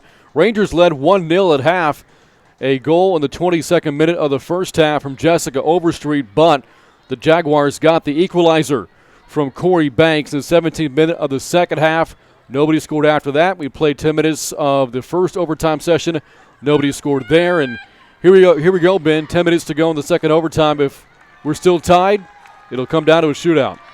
And Brandon, let's look at that first set of overtime there. If you tell me what's the best case scenario for Smithson Valley, but they can't score, I'll say they dominate, they get a couple of good shots on goal, and Maddie Cousins not tested. That's exactly what happened there. And add into that, and I hate to say this about a player, but Stamps is a quality player for Johnson, and she had to leave because of cramping. And so it then brings into question, what is her absence, a quality midfielder that are out of the field for Johnson? What does her absence leave? What kind of vacuum is created, and how can Smithson Valley take advantage of that? The two teams flip the field again in overtime. The Rangers now attack the goal to our left, and they have it on the attacking third. This is Smith fighting with the defender, and now to Haley Smith fighting for position, and the Rangers will throw it in. I do believe Ashley Stamps is back in the match now, and she is out there for Johnson. Good sign for the Jaguars. And the 10 jersey, we'll see how her legs hold up. Here's Smith, deflected, and a corner coming up for Smithson Valley. You're not going to keep Stamps out of this game, so it's good to see her back in there, but one begins to question how much her legs have, because those cramps could come back in a hurry. Here we go, the first set piece of the second overtime. It'll be Cyphers with the left foot from the corner. Can Smithson Valley turn it in here? Most of her Ranger teammates removed far from the goal with the exception of Smith. Just outside the 6-yard box, here's a pass towards center. Headed off there by Peak. Saved, though, by Overstreet to the far side. That pass towards center sent back by Carnahan. Rangers trying to locate it. Dade's got it. Day with the pass. Up ahead to Smith trying to save it in, and she can't. It's deceiving there in the end zone, Brant. The line is where the line would be for the football game, and the backside, it's where the green meets the white. And so it seemed to me there, caught me off guard. I think I was trying to see it from the other side, on the other side of the white line, but that wasn't to be. That dotted hashtag or hash mark line is for media. You're not allowed inside that area. I know from experience. You know, I've been a sideline reporter on Friday nights too. I've been told that I'm getting too close, so I know what those dotted lines mean during the fall. Action to the far side. This is Beeman, the sophomore, trying to find an angle. Draws a foul. And there it is. Well, she's had herself a match tonight. Yes, Beeman has not scored, but really, who has in this match tonight? Only two individuals, but she has been very active. A sophomore who has really stepped up since the start of district play this year. Undersized, Brant only physically. The mental side of her game is strong and big. You see they're taking on bigger defenders and might not have been able to turn the corner, but draws a foul. And now a set piece from, well, let's call it nearly 30 yards away. This is Cyphers. A free kick from the touchline has been said 30 yards out. 3 minutes gone by, the second OT. Off her left foot. Header attempt missed by Odom. Backed up by Valdez, trying to keep it in. Stays upright, Valdez angles it back towards center. Now Mendoza. Touch pass back to Valdez. Rangers staying aggressive.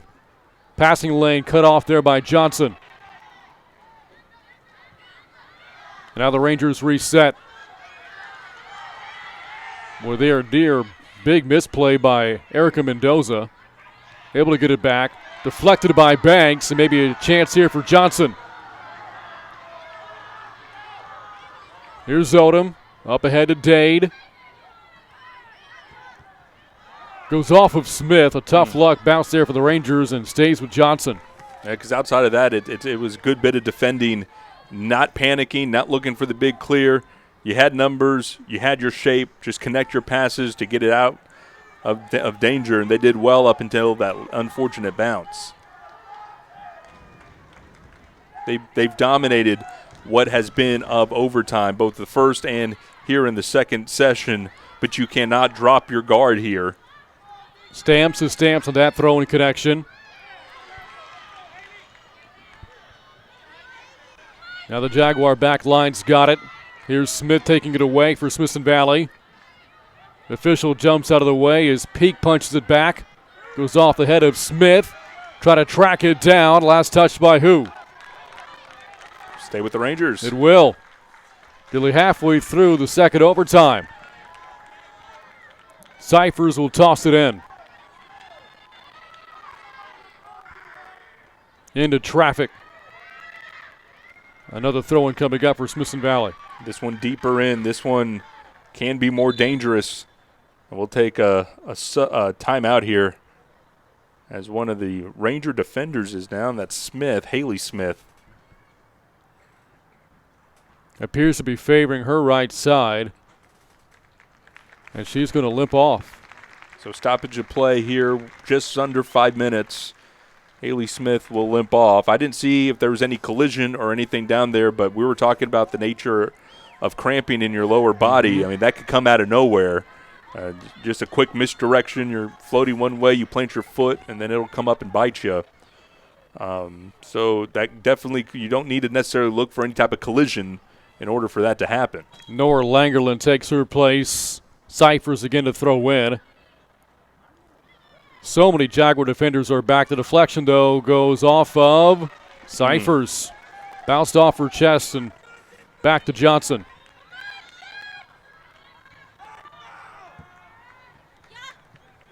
And just like that, the Rangers will throw it back in. I almost wonder if at this point, the way Johnson's setting up, if the Jaguars are playing for the shootout here. And I was just thinking about that as well, because they've offered very little in the way of threat or even an effort to try to possess the soccer ball. They're playing kickball when they can. And that tells me it's a defense and a team that's looking to get into shootouts. Smithson Valley is definitely the aggressor, still keeping pressure here. They've earned a corner kick.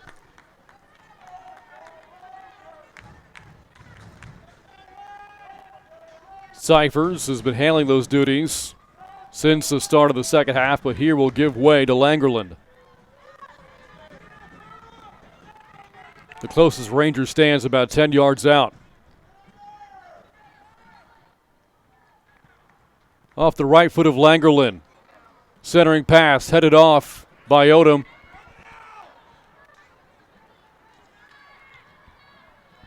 And Smithson Valley will again throw in. I like that tactical decision to get Nora on the corner instead of Sarah. Sarah, left footer. Predominantly, you're going to have that swing away, and you want that ball swinging in with the right foot towards Burgess. Maybe you get a crash situation if you want to keep that pressure on goal. And I'm with you, Brain. I think this Johnson team is just looking and waiting for the shootout scenario. You're seeing so many defenders play back for Johnson. Not many players heading to the attacking third for the Jags, but maybe something here along the far side with Stevens trying to create a play, and she'll throw it in. Here's Mendoza for the Rangers. Banks right behind her, falls down, and this is a call against Johnson. And then impeded Mendoza just enough to call the foul. Of course, it's such a delicate area outside of the 18 box.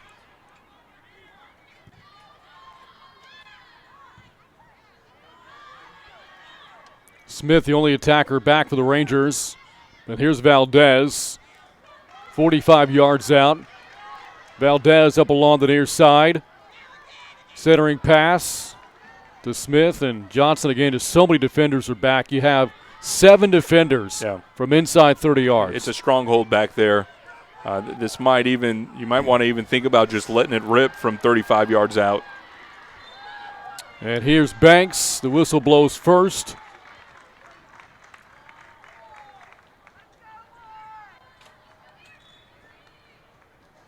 Guess it went into touch on that far sideline. That is the call. Well, it's really tough, Brant, being this high and As Cousins bring that in, the way the lights reflect on that far side off the ground and being able to see that touch line on the far side of the field kind of blends in with the green, and you don't get a real decisive look at where that line is from up here. Here's Stamps. Remember, she went out of the match late in the second half, and now going down for the Rangers. I believe that's Mendoza. Wow. No call, and a corner coming up for Johnson with a minute to go. Referee giving some stern words as they come closer. I think that's Odom. It was Odom wearing the red shoes. But that one-on-one battle, Odom had some words for the referee, thought he should have gotten Banks, and this ball trickled out for a corner under a minute. Keeney's corner kick. And the other Stamps, Caitlin with the opportunity with it. Pass deflected. Here's a shot right in the seam, but sails wide left. 30 seconds to go until the shootout. Not only did that go wide left, but if that had found its way in, Brand, I think there was 2 Johnson players in an offsides position. They're lingering around after the corner kick. Smithson Valley had moved their defense up. You had offensive players behind the last defensive player as the ball's being sent in. So I think either way, it's a moot point, but here's Gabby Valdez in the last 10 seconds. One more chance for the Rangers. They will not get a clean look, and Ben, you better start penciling in your 5 shooters. I got it right here, Brant. We're going to a shootout in the playoffs. 1-1 score, and a shootout to determine who goes to round 3. We'll have it for you when we come back on the Rangers Network. This is Smithson Valley High School Soccer.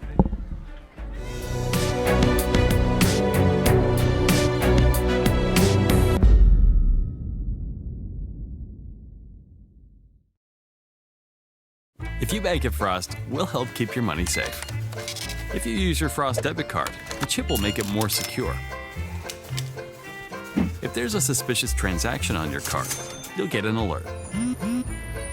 If you do, you can freeze your card with the Frost app. If you lose your phone, Touch ID login will help keep the app secure. Of course, if all you need is help from people who care, we've got that too. Down in Texas, modern-day prospectors are making big bucks flipping houses. But before they can cash in, they gotta move them. Hauling homesteads and kicking asphalt. All new Texas Flip and Move, Friday night at 9 on DIY Network. Watch DIY, GVTC Digital Cable Channel 126. GVTC, just plain smart.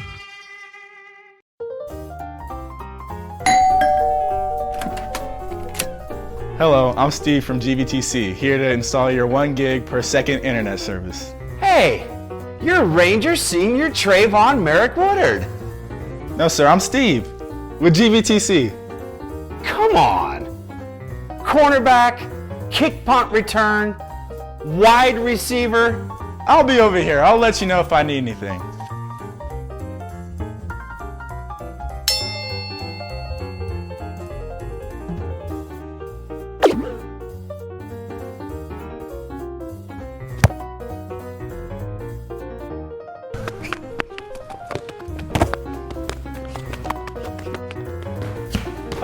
Just came in to set up your Wi-Fi. Thanks, Steve.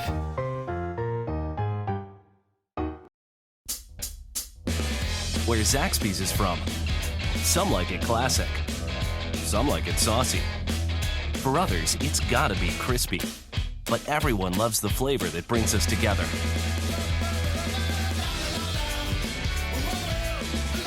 And whether you like it spicy or old school, you'll like it even more. Because Zaxby's 5 fan favorites are now just $5.99 each. Friends, family, flavor. Zaxby's. Welcome to the Rangers Network. 24-hour-a-day access to news, game replays, original shows, live game night radio coverage, and more on rangersnetwork.com. Go inside the Fieldhouse at Rangers Stadium for unprecedented access with Rangers coaches and players all season long. Turnover for Smithson Valley. Watch every home and away game the day after, complete, and the way only the Rangers Network can bring it to you. Never miss an episode of Inside Rangers Football. game film breakdowns by Coach Hill and Brant Freeman, senior moments with Emily, and learn the game the Smithson Valley way. And Ranger Radio is back. Listen to all the games live on your smartphone with our exclusive live scoring screen. Rangers Network is your media hub for everything Rangers. However, we are taking the term network to a whole new level. Our mission is to create a community network by joining Smithson Valley High School athletes, students, faculty, and families to local Spring Branch and Bulverde residents through rangersnetwork.com. This creates the most amazing marketing opportunity for local businesses that has never been available before. Right here, and right here, 24 hours a day on Rangers Network. Be a part of tradition, excellence, and success. Be a part of Rangers Network. Be a Ranger. And we are back at Farris Stadium, and the shootout now underway to determine the winner. Caitlin Smith, the first shot, and it hits the post. Was able to get Burgess out of position for the Jaguars, but cannot score. And so Johnson will have it shot to take the early shootout advantage. In this situation, as a goalkeeper, Brand, it's often said you just have to pick a side and guess. You don't have enough time in that short distance.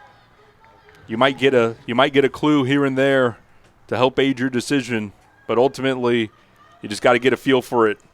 Try to guess right and try to get lucky. Burgess got lucky there, a miss hit by Caitlin Smith. And again, it is the higher score at the end of 5 shots, if 5 are necessary. If they're still tied, we'll have a second shootout.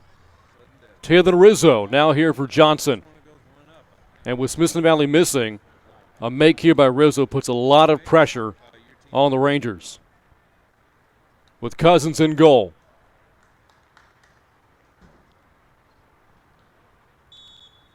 Rizzo's shot.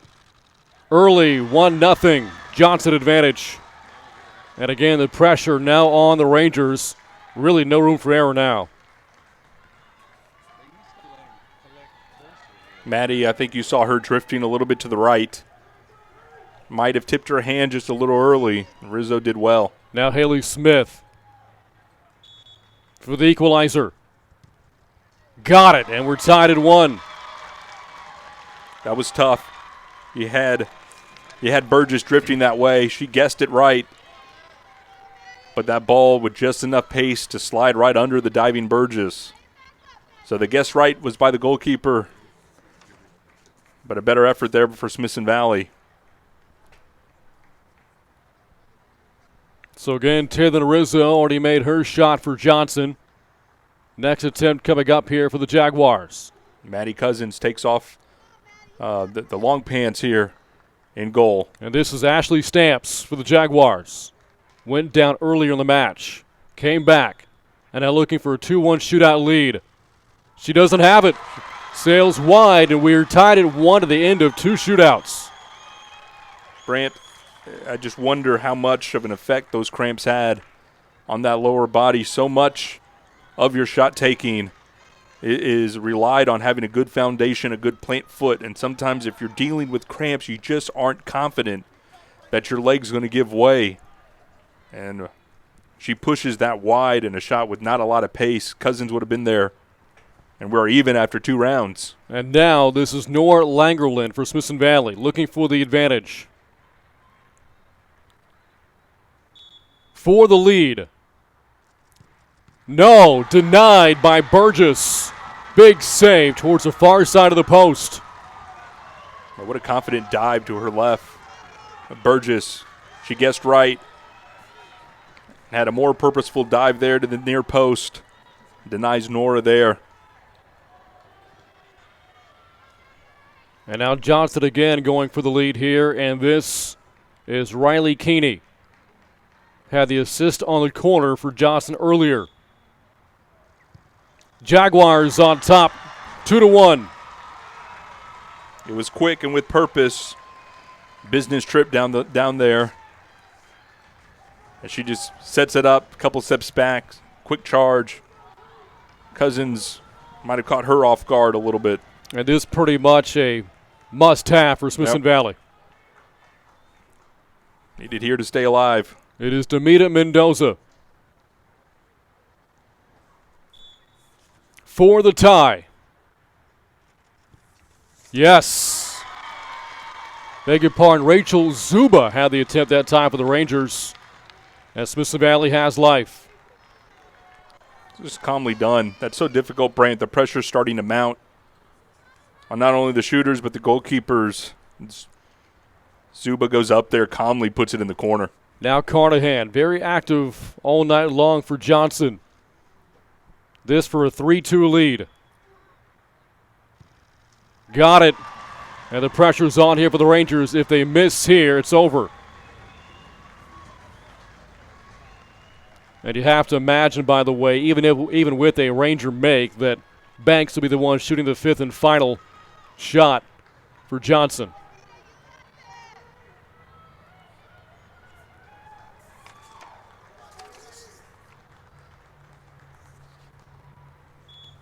This for the tie.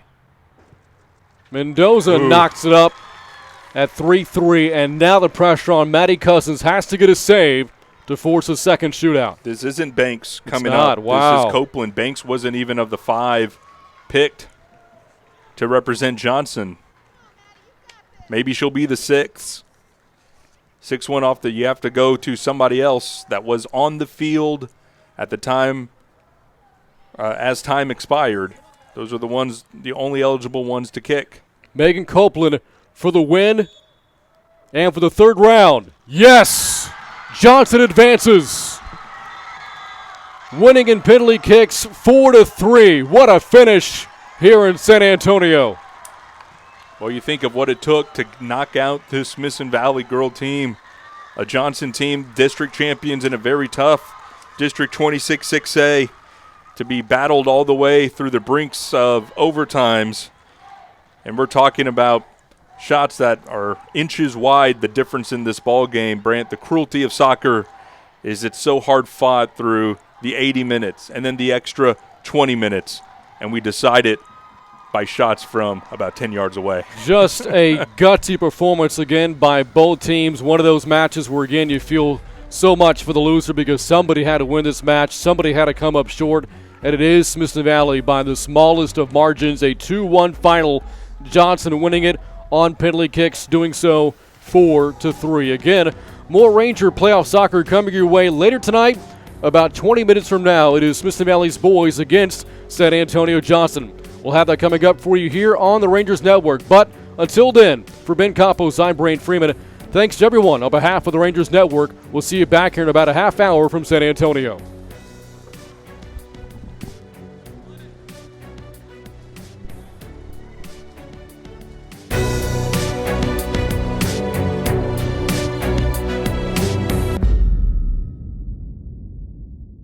Tonight's broadcast is brought to you by Comal Independent School District, HEB, GVTC, Wick Productions, Ferris Orthodontics, Summerhill Dental, Smoky Moe's Barbecue, and Pizza Hut.